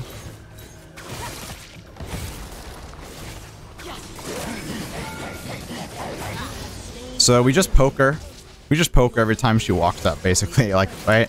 Yeah, like you can see exactly what's going on. So she's all about in and out trades, and we're just gonna beat her in the in and out trades because we got Triforce and we got Grass. So right there, it looks really easy, and that's because it kind of is when you get ahead of Akali. When you fall behind Akali, it's hard. She has really good kill pressure on you. So like even though I said this is a skill matchup and it's looking easy right now, if I had died to a gank early on, or if I died in that situation, it could have put me behind and put me in a poor spot. I think being down 1 kill is not the end of the world, but if I died like twice in lane or something like that before she hit level 6, it could have been pretty bad. So we're double her CS. We're double her CS 12 minutes. Just double it. Just because we feel like it, you know? Just because we simply feel like it. I think we're gonna go this. Just feeling it right now. I don't know. It's really hard to explain what my thought process is here, but like Frozen Heart seems really good for the CDR, but they only have 2 AD, and they don't really get hurt by the attack speed slow so much. So I guess actually Diana gets hurt by the attack speed slow, incidentally. So like I could go Maw. I don't think I need Maw. So I think Titanic is just good when in doubt after Triforce. You're not sure what to get. Oh, I'll tell you actually what I should have built here. Maybe against Akali in particular, really against everyone on their team, is Hullbreaker. So I like to group a lot on Warwick, but with Hullbreaker, like Akali, Kiana as well, they can't kill the super minion you create, right? The Hullbreaker minion. Oh damn, I missed out on this plate. Okay, still up a ton. But actually, Hullbreaker could have been good here. It's not really at the end of the world, though. Again, we do want to play kind of more towards the group. Yep, let's watch Akali. She tries to do a little short trade with us. And she is not having fun. I'm not going to lie.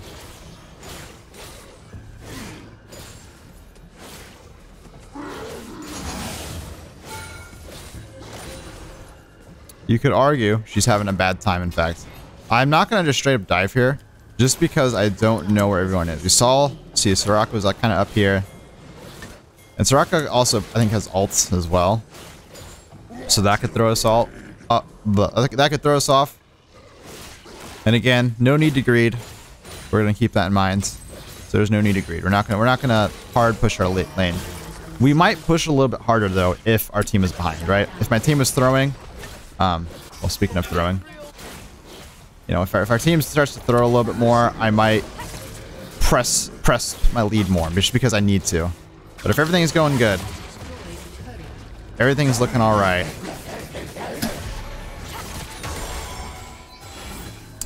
Then I will chill a little bit. See right there. Rock is there, but I killed the turret, so there wasn't much of a risk of me dying. It was just worth trying to go for. Either I get the kill or I don't, but it's worth trying.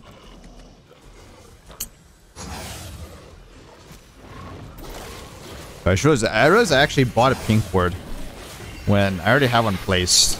My general strategy.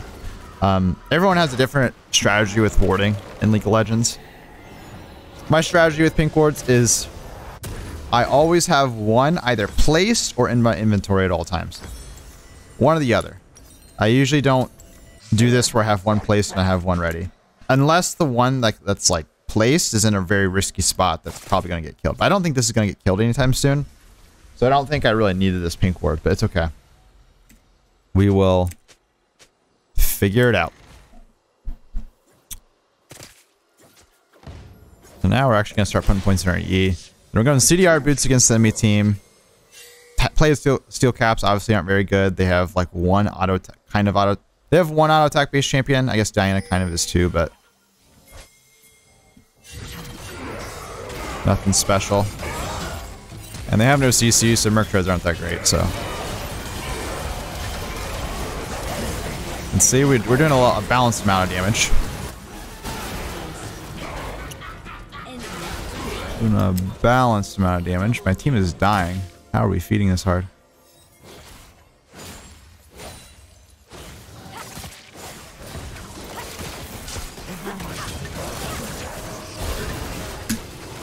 Go.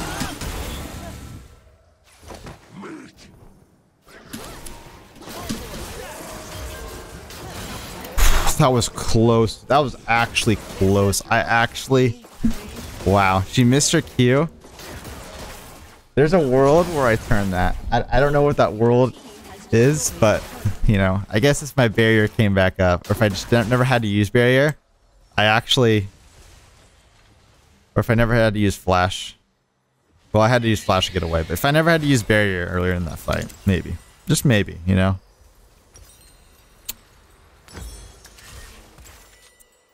Yep, so we're still double Akali CS. CS lead is about 70 at this point.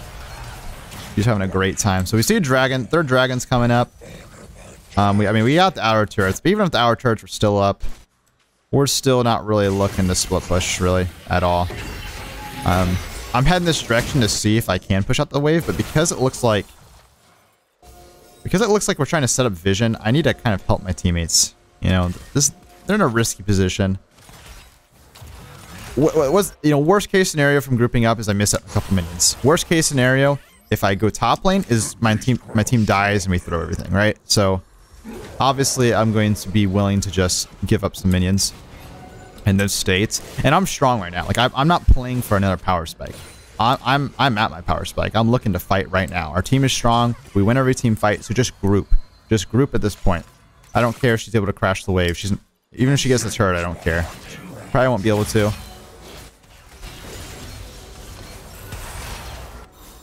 And I was going to head top if they didn't look to contest, but it looks like they are looking to contest, which means I'm ready to get a flank position. Notice how we're coming behind here. They might have a ward here. They might. Yep. Push all the way. It's fine. Push all the way right there. Just play it safe. Them going for me there, being worried about me. Just me having that flank position means that they just can't go for the dragon. They can't contest it. So yeah, I lost one wave I lost one wave top lane. But we got the dragon for it. Awesome stuff.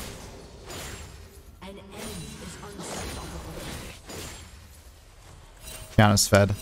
So another thing to keep in mind when you are playing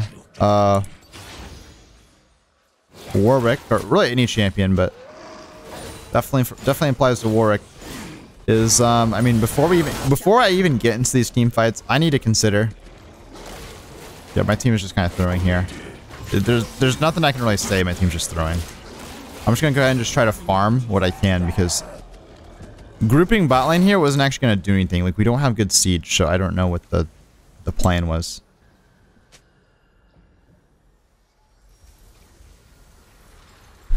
I'm going to look over here. I don't think I can actually fight. I'm not going to lie. Yeah, this is just interesting. We're still up a lot of gold. They have 600 gold bounties, which is a lot, but it's probably going to go down here in a second.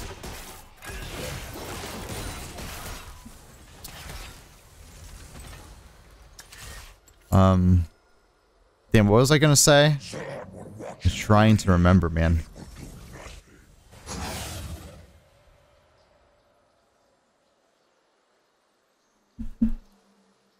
I actually can't even remember. I'm sorry. Something important. I'll probably mention it another time.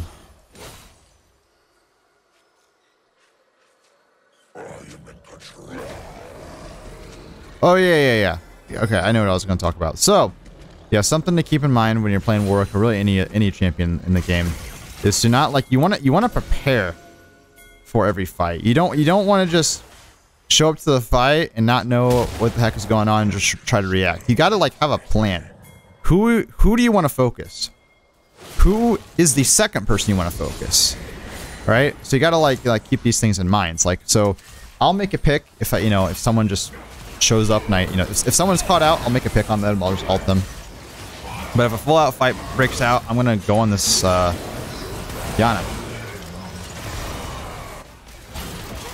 I'm going to go on this Yana. Second target's Diana. We'll go on the Soraka to make the Diana easier. There we go. Now we're gonna go on the Ezreal. He's stronger than the Akali.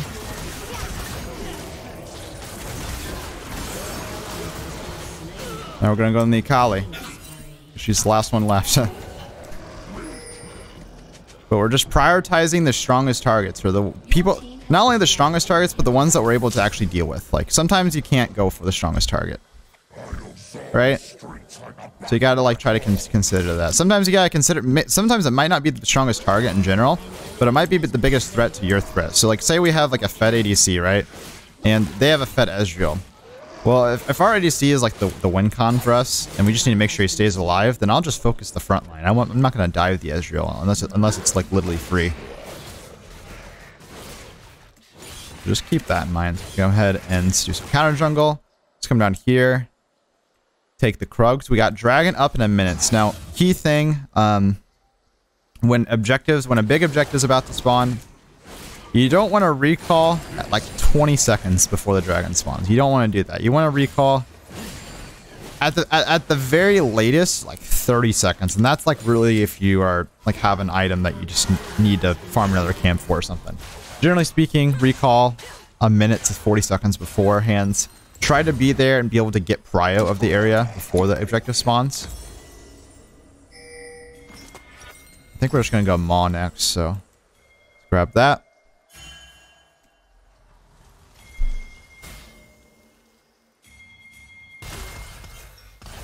Just come.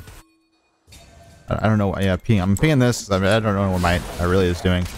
Oh god, this guy is getting caught for some reason. Good news, I guess, Kiana's not going to have her ult. So even though, yes, she is the most fed person in the team. So now my plan actually adapts. If we do take this 45 fight, which I think we should, just because it is the soul on it, I think we still win it. She's not going to be that strong. So...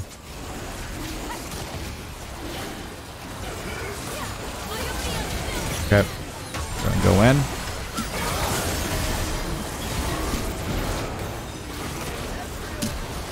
Because we're kind of clumped up, I'm just going to go for her, just because it's the pick.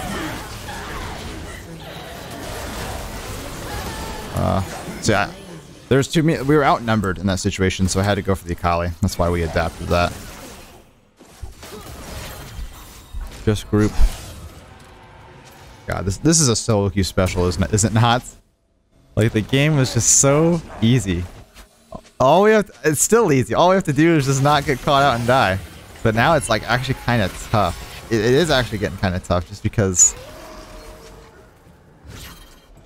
Yeah, their champions are kind of strong. They got a lot of healing from the Soraka. We just gotta play our game though. Like this is, like seriously, there's nothing I can really do here in this game other than I could be more assertive to my teammates. Tried to go for that.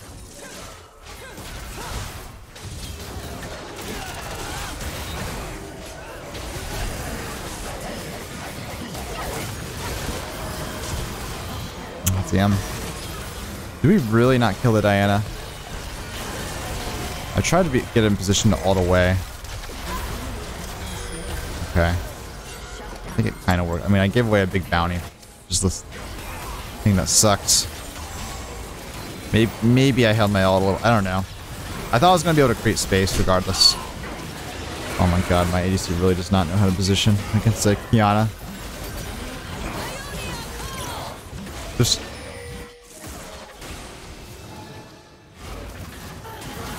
Yeah, okay, yeah, go for the turn.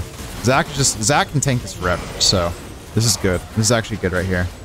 I really was just trying to make the pick. And now Ezreal actually has to recall. He can't contest the Barons. This Baron's free. Wow, what a just a perfectly designed play from our team right there. You just couldn't have gone better. /S, you know? The game is just going according to plan. Sadly, we don't actually end up killing this, but it's so low. And it's not going to regen past...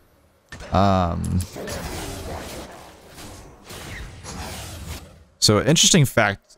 Tier 3 turrets and lower, I think it includes Nexus turrets. They like... Their health bars are split into thirds. And if you bring it below a third health, it won't regen past that third health. Does that make sense? So now it's only gonna so because we took out more than 2/3 of its health, it's not gonna regen past 1/3 of its health. I think that applies to Nexus. I know it applies to tier 3 turrets. So we're just gonna go to the sideline here and try to push out this lane. We got Irelia top. We're trying to spread the map a little bit, which is again they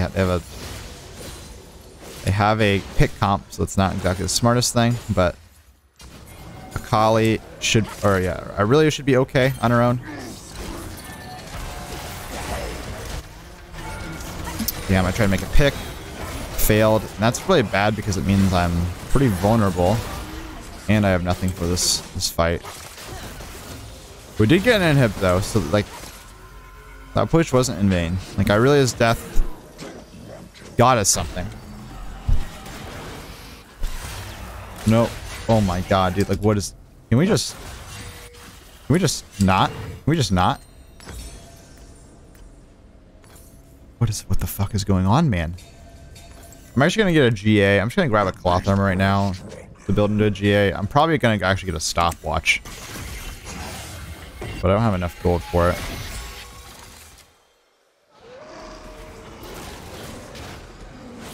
Bro. Like, how are we getting caught? Like, what is happening? Alright, so you guys will never be able to tell me that my games are different, Parnelly. Your games are just too organized. Trust me, my silver. No, dude, I'm telling you, it doesn't get much better. Doesn't get much better in Master, let me tell you. It's not as often you get games as wild as this, but you definitely get them. And that is the hard part. I was a silver player once. I remember. I was a bronze player actually before. I was actually iron, basically. At one point when I was playing. I used to suck. And I played with a lot of suck. Okay, well, nothing really happened here. We just kind of win the game, I guess. We're just going to go ahead and get this turret. And we're just going to go on the Ezreal. Just go really hard for the Ezreal. I didn't even do anything there. And yeah, we just win the game. I guess, you know, like, we win the game, I guess. You know, I don't know. Whatever. GG. I mean, was it a GG? It was for us. We played pretty well. Did exactly what we wanted to do. It was just game stalled out too much. But hey, what's up, guys? We're playing versus Camille top this game, which is a favorable matchup for Warwick. She's going flash ignite. Sometimes they'll go TP ignite. Sometimes they'll go flash TP. But regardless, matchup is gonna be pretty easy, favorable. He went to grass in this matchup, and I'm in the zone right now, so hopefully. I mean, I'll show you guys how I'm playing at my best here. I haven't been in the zone for a while too. So level 1 trades are a little bit tricky into Camille in particular, just because of her passive. You want to make sure that her passive doesn't block your Q damage. Remember, your Q is magic damage, your auto attacks are physical damage, so pay attention to the shield. If it's a purple shield, hold your Q. Like right there. I don't have my Q up, but if I did, I would hold it. Trades are, if she starts Q, trades are going to be even early on. Sometimes you'll start W and just try to poke you down, in which case you can just trade pretty freely. So if she starts Q, the trades will be even, but that's actually good for you. Even trades, good trades for Warwick in most matchups like this, so. I think Graves is heading up top. I did not see where he started, so that was a mistake on my part. Very, very crucial to see where the enemy jungler is starting if you're a top laner. There we go. Q auto. Let's actually rotate. Let's just rotate quickly here. I think we're good.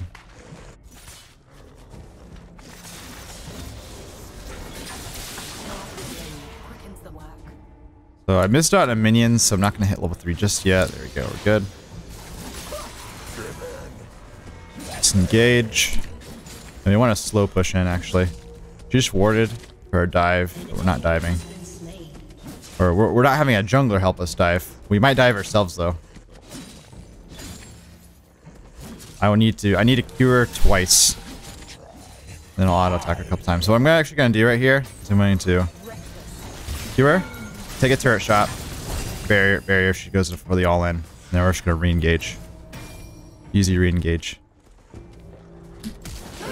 We'll flash for it because she did manage to get away. Create some distance. And Graves wants a piece of us, but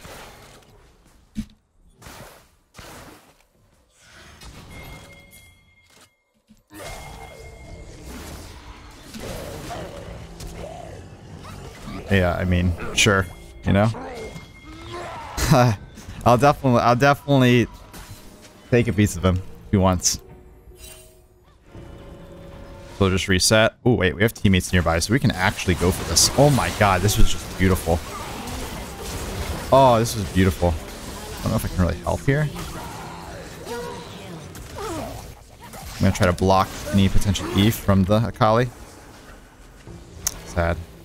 And actually what I'm gonna do here is a little ballsy to go for, but I can actually try to take this blue. I'm not going to use my Q yet, because I only have enough mana to use my Q. Yeah, see. I don't want to myself in case Graves makes it in time. So he made it in time. Unlucky. This is a very awkward situation. But I do have the wave crashing, so let's just go take this wave. You can see we're already up just a ton of minions right now. This early game was a little bit weird. It was a little bit weird with the rotations, but if you see a winning fight, you rotate. Kind of like, you know, one of your main ways of impacting the game as a top laner. You don't want to like screw your lane, but I was not in a position where like rotating would screw my lane over. So I just went ahead and rotated to help my team, and it all worked out. I do want to reset at some point. I'm actually going to go Triforce this game versus the Camille. It's going to be great against actually the entirety of their team. They're pretty squishy. They're like a squishy, kitey team. So that means I'm not going to be able to stick on anyone really very well. And I'm just going to be able to like Q poke them all in fights. I'm going to be playing around my Q cooldown for damage. So I think Triforce is very, very efficient in this game. And it's good definitely into the Camille lane because we're taking short trades for Sirs all the time. We got our ults. We don't have items here, so but we are up 2 levels, so that's definitely worth something. We're still like definitely ahead of Camille, like right now in combat stats, just because of levels.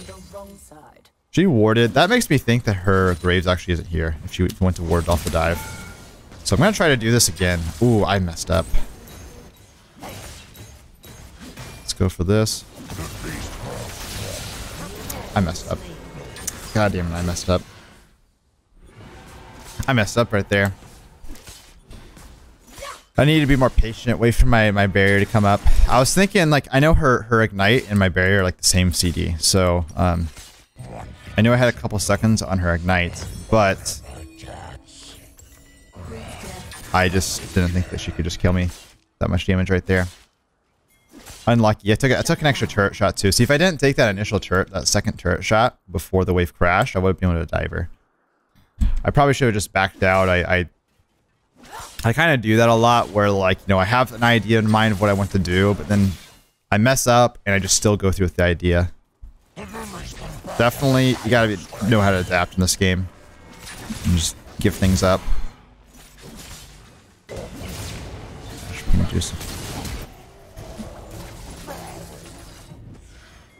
Actually, just walk. We don't have to alter. Try to be a little fancy there. So I didn't really get to show you a specific interaction versus Camille, but if you are on top of her and she throws out her E, you can actually fear her out of her E. But the key is you have to use your fear after her E hits the wall. So once she starts getting pulled towards the wall, then you want to fear it, because otherwise, if you E too early, she'll just get pulled to the wall while being feared, which isn't good. You want to actually cancel the ability. But we're gonna hold a freeze right here. We killed her. And yeah, we're just gonna completely end the game for Camille. This is how I smash most of my lanes, honestly. Especially these easy matchups like Camille. Like I said, she's not like the easiest matchup, but she's I beat her almost every time. And when you're in a situation like this, it's just GG for her. She will not be able to play the game. She's looking to make some roams off, like, you know, happen here, which can be good for her. Considering she's in a rough spot, she's got to try to impact the game. But it's just not going to happen. I'm going to hold this freeze for... I'm not going to hold this freeze forever. I'm going to hold this freeze for like a minute or two. Probably about 2 minutes, honestly. And just wait until I get my Triforce. And once I get my Triforce, we'll come back with a full item. And we can just tower dive and repeat, basically. So at that point, we don't even need a freeze if we can just tower dive her constantly. Right now, we're just burning minions, burning XP, burning gold for her. She's just going to be behind. I'm going to be up like 50 CS. We're developing a top lane gap that is like the goal here is to put her far behind enough that, first of all, it's going to be really hard for her to recover. But also, she's ahead enough that we can just basically 1v2 in the lane. And we can just kill her and repeat. We don't have to do any, like, fancy trading.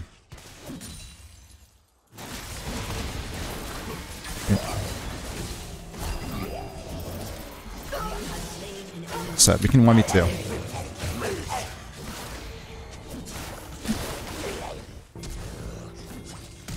There's a little sus, not gonna lie, a little sus there. It was definitely got lower than I would have liked to have gotten, but pretty good overall.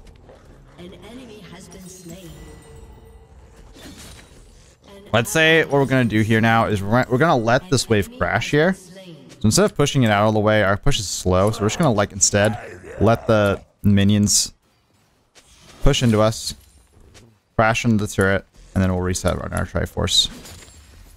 You could also push it out there. That'd be fine. It's just that she would get some minions. And I hate that. I hate the idea of Camille getting minions this game.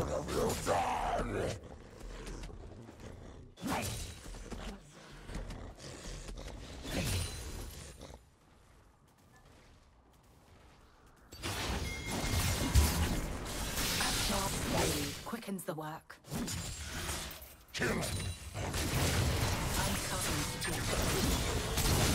Stay where I want you to stay. Rough for her. Rough for her. She had all of her abilities up. She knew that she had an opportunity to go for me, but and she did have it. That was a good opportunity for her. It was a very good opportunity for her, but I managed to lifesteal off minions, fear her away, stall out her ultimate, and just heal back up. The main thing there is I was just trying to stall out the ignites. I was trying to stall out the ignite. That's when I don't heal as much. But if I'm able to fear her while I'm ignited, and then heal up, and when she has all of her burst abilities down, then it's kind of doomed for her.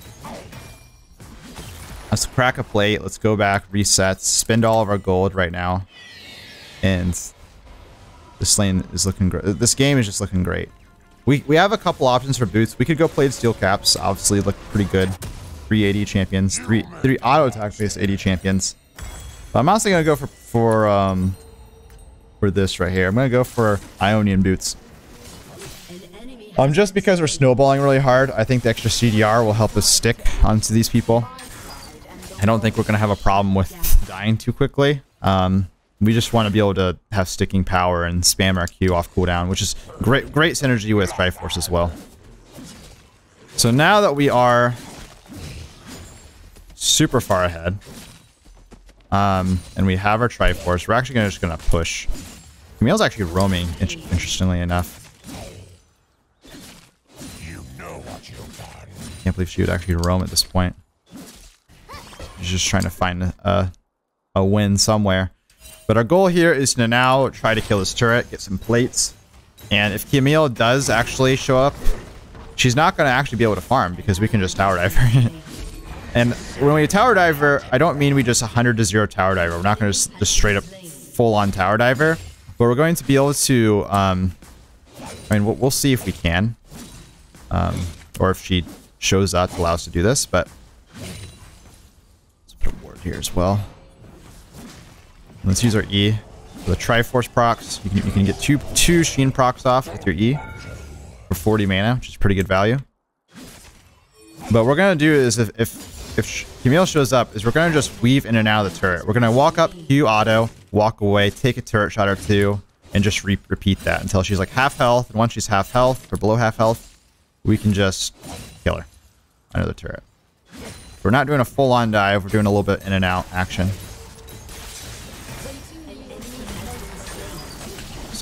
Like that. Actually kind of went for the all-in, but you see the premise there, right? You see the premise. I was trying to disengage and then come back in and re-engage. Wouldn't have really mattered. We tried to ult me under the turret, but it was really late there. Really late there, actually.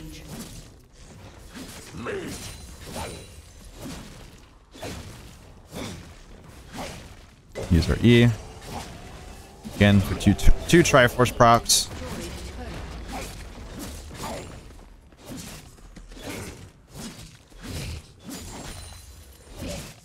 And you gotta get used to the timing there. It's not like I mess it up actually sometimes. Getting two Triforce procs off my E. You need to make sure you're auto attacking right when you press the ability at the start.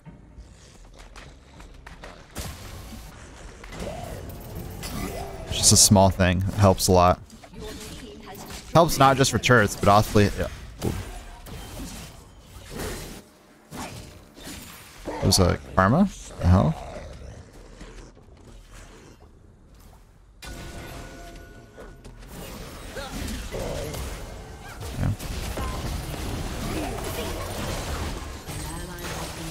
I mean, I can just kind of come here, rotate with my team.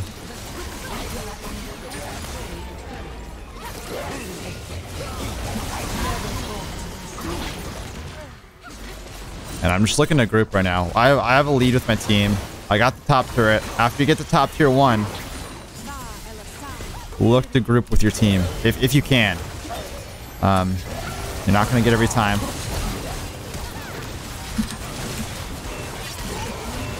Damn, I actually died. Super sad there. But Pike. Oh, Pike, you had it. You had it, bro.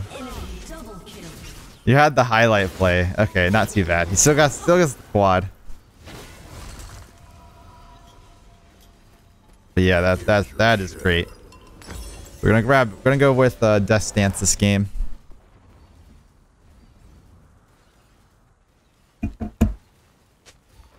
But yeah, basically, your goal. I'd say the ideal situation for Warwick. And of course, this isn't gonna happen every game, so you can't overforce it. I overforce it sometimes, and that causes me to lose and feed a lot of times. So, but when I'm playing my best, I don't overforce it. I still get it a lot of games where I try to freeze in the early mid game, freeze like 4 to 6 minutes in the game, and then freeze for a few minutes. I try to get my first item Try to get like a 30, 40 CS lead or something like that early on. Recall, get your first full item. You don't need your first full item. You can just have item components. But the point is you want to have enough of an advantage of your opponents that you can just push under the turrets and just like harass them like crazy. Like, you can still deny minions while they're under the turrets. And you want to be able to get plates, get the top turret, and then, you know, spread your lead. You don't want to stay top lane in the side lane. Obviously, a fight just broke out, and I was not there for it, but I was too far away to even move, sadly. But generally speaking, if you have a fight that you can show up to and impact, then you group up. It doesn't mean you group up for every fight. If you can't win the fight, if your team is losing and you can't win the fight, you just don't group up. You stay in the side lane. You get some farm. Try to farm up and maybe do some counter jungling or something like that. Use my W for the Triforce proc. 800 gold from this tier 2 turret. It's absolutely insane.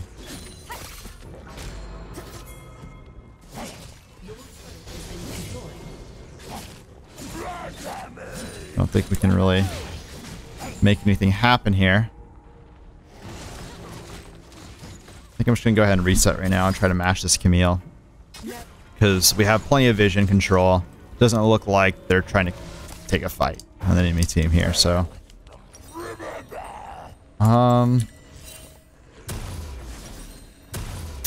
You know what? I actually think would be really good here to actually be Frozen Heart. So I think, I mean, I kind of need some MR for the Akali. She's going to be a problem, but I'll be basically unkillable for the other 3 champions. And on top of that, dude, I swear, every game I play in Sylvia, it doesn't matter how ahead I get, I have someone that just starts an FF vote and says next, no matter what. But, yeah, I think I'll just be unkillable for the other 3 champions, and then also the CDR is great with the Triforce. And it's cheap. The item's cheap. It's a cheap power spike. I love cheap power spikes.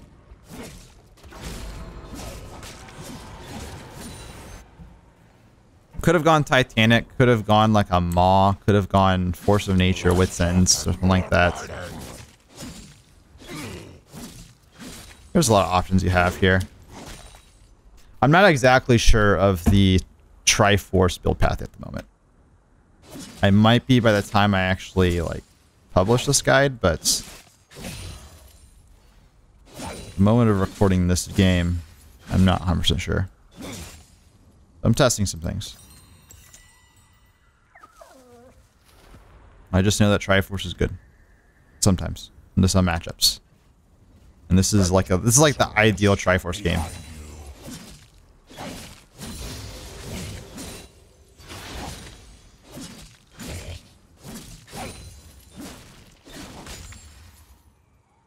So we're gonna take the side lane right now. There's nothing happening on the map, right? There's nothing happening. I messed up the double Triforce proc. And I see that it looks like Camille would have teammates come in, so. Just because everyone was MIA in the map, and I was a little bit overextended. That's fine, we can just go back and reset, grab our Frozen Hearts, grab a pink ward. I always like to have either one, my general rule of thumb with pink wards is to have one pink ward either on the map or in my inventory at all time. I want to have one pink ward either on the map, placed, or in my inventory. I usually don't have more than that, but I usually try to have one pink ward. So I think vision is very key. I'm up 3 levels on Camille, up 70 CS. My Zoe's here for some reason, I don't know why. I honestly have no clue why she's here, but it's whatever. I'm gonna use my E for the Triforce proc so we make sure we get the cannon. Mid got caught.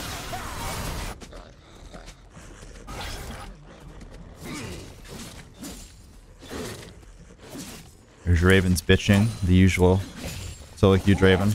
And they're all actually coming my direction, so I'm actually gonna back out. I could get a Demolish proc and get the turret for sure, but I'd probably die for it, and that's not worth. Well, it actually is worth gold-wise, but the thing is you gotta consider I can get this turret later on anyways, so it's not like super immediate.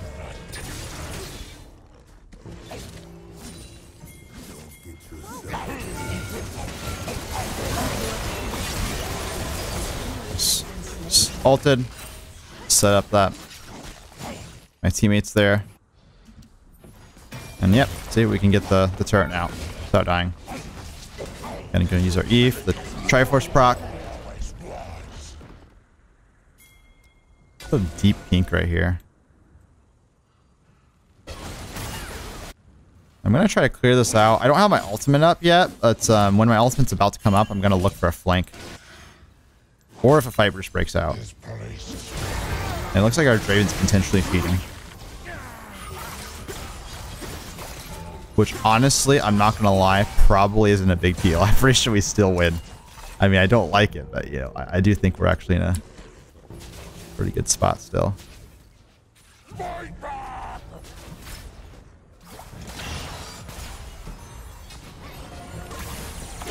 looking for the flank.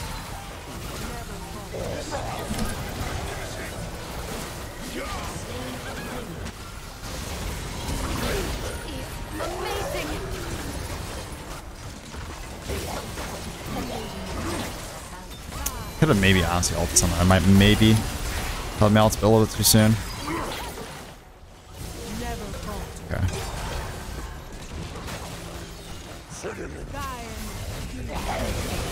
ER. That way we take reduced damage. We still retain the damage reduction during ER. Okay.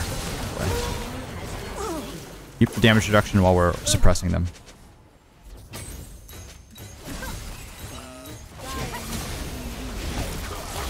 Grab this turret.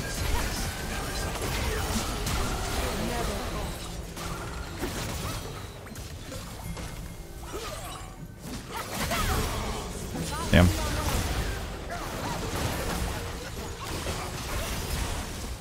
I think we just want to reset.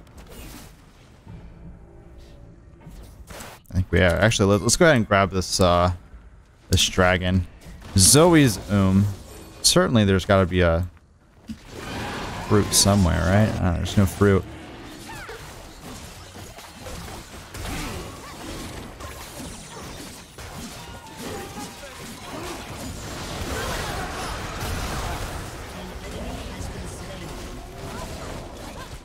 Give that to this Leah. Let's just reset. I'm not gonna do. I don't know what I'm supposed to build right here.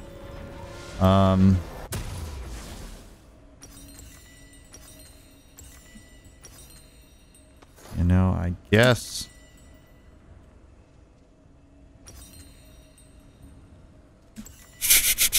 I guess we just go Wits End, honestly. I feel like Wits End actually seems decent here. So let's just grab Wits. I was thinking Wits or Maw. She just flashed. Sad. I'd say Akali is definitely like probably the hardest to deal with this game. I'm actually gonna grab the red because our Draven's literally griefing, so he's definitely not gonna really. He's literally not gonna utilize the red at all. Let's go over here, up over here, just farm what we can while our teammates are down. Teammates are dead. Emmy's not doing objective or anything. They're just kind of sitting back and chilling. We're gonna go ahead and just farm as much as possible, so we can get our power spike sooner.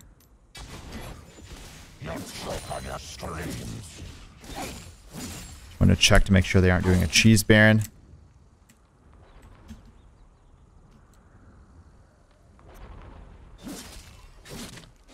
Again, push out top.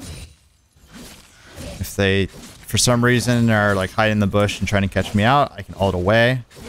I should be able to get away. Let's just reset.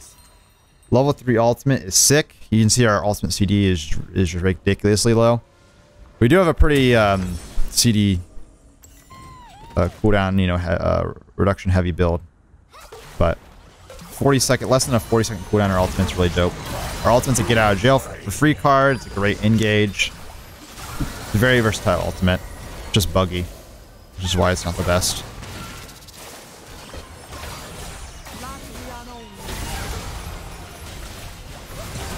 I kind of want to try to make a pick here, someone.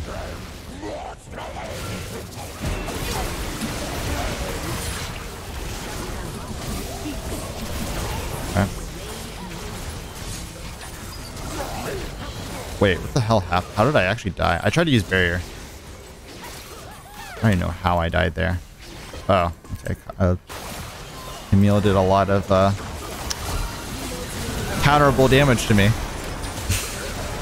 Lots of counterplay. Okay, let's go, Zoe. She got that ignite off.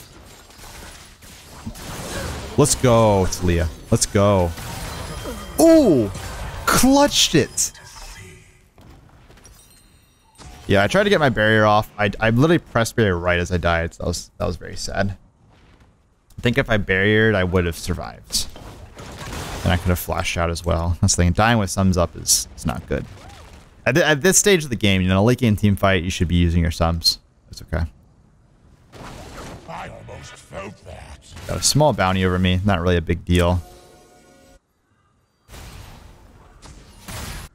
This game literally would have been won if AC wasn't trolling. Like, you guys could see that, but I guess I do get to show you guys some like late game scenarios, I suppose. So there is some benefit here. Zorn will fight back. I go grab the Scuttle Crab so that we have vision for this dragon setup. Push out the bot lane. And we're just looking to group with the team. At this point, like we're 5 items. We don't care about farm. Like we're gonna farm, you know, if there's nothing else to do, right? Like that's what we're doing right now. But if there's any hint of a fight breaking out, or a fight setup, or a pick potential, we're gonna group. We're gonna group and we're going to try to make a big play that can end the game.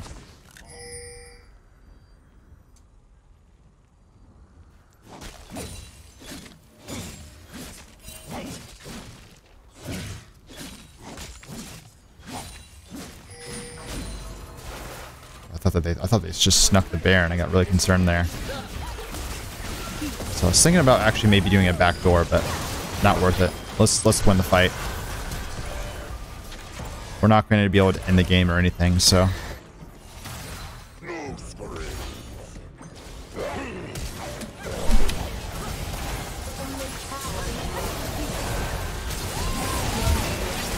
Okay.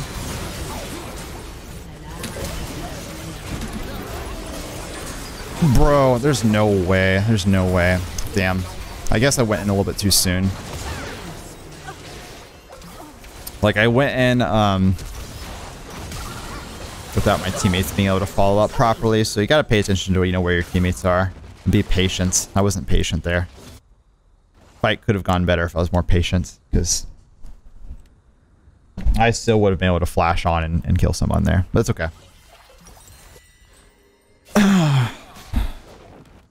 Let's grab the dragon here.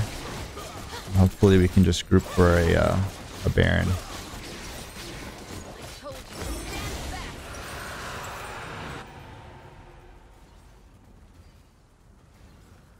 When we come up, we're looking to shove out top lane just to make sure that the side lanes are shoved out, and we can then push out mid lane, and we just have cryo in all 3 lanes, which allows us to set up Baron, vision, and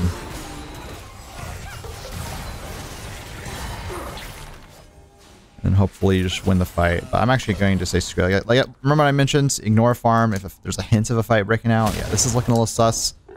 So I'm rotating in this direction. And even though, yeah, this I was gonna say he's looking like he's about to get caught, so I'm coming here. Nice. Just make the fear. Nice, fine. Our ultimates again's on a low cooldown.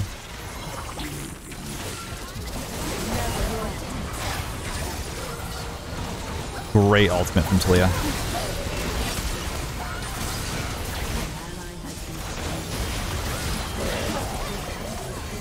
Just try to zone these people out.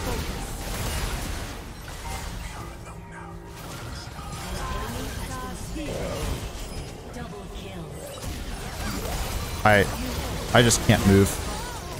I cannot move versus the Gen Karma. I thought zoning them out honestly was the move. I thought zoning out the Karma Gen would be fine because I'm forcing them.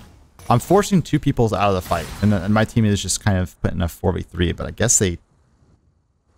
I guess it was actually a 4v2. I guess they couldn't deal with them. I don't know. I guess I'll play back with my team then next fight. I'll adapt. I'll only go on Jhin if I have ultimate up or flash.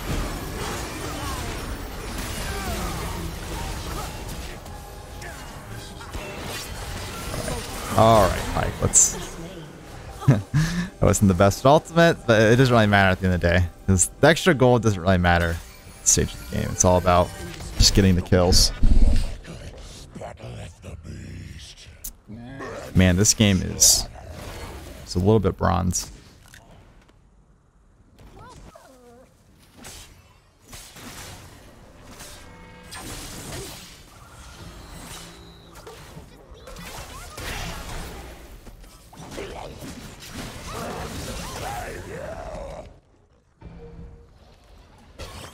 I mean, I think we should just go ahead and just set up vision. We don't even have to start the Baron is the thing. Like, we could just, like, maybe set up a trap if we wanted to. If we're really scared. But I think we could... Yeah, like this right here. Like, just like that. That's what I'm talking about. I need to actually tank for my team. I can't flank. A lot of times I'll like, look for, like, a flank position when they come, but I have to be the tank. My teammates don't get very low from the Baron. Okay.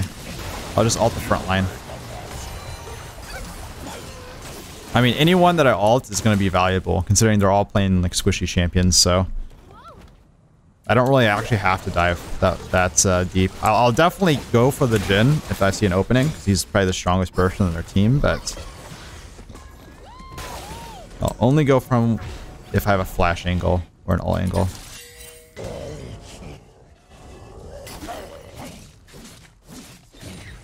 Oh, actually.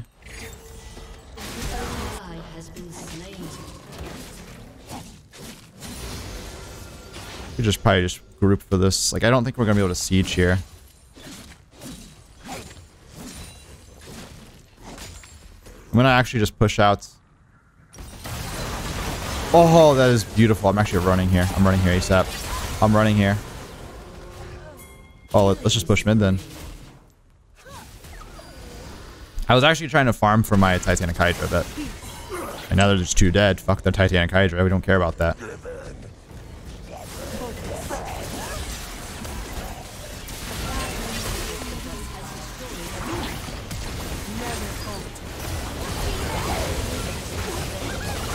Nice. Now we can just chase her.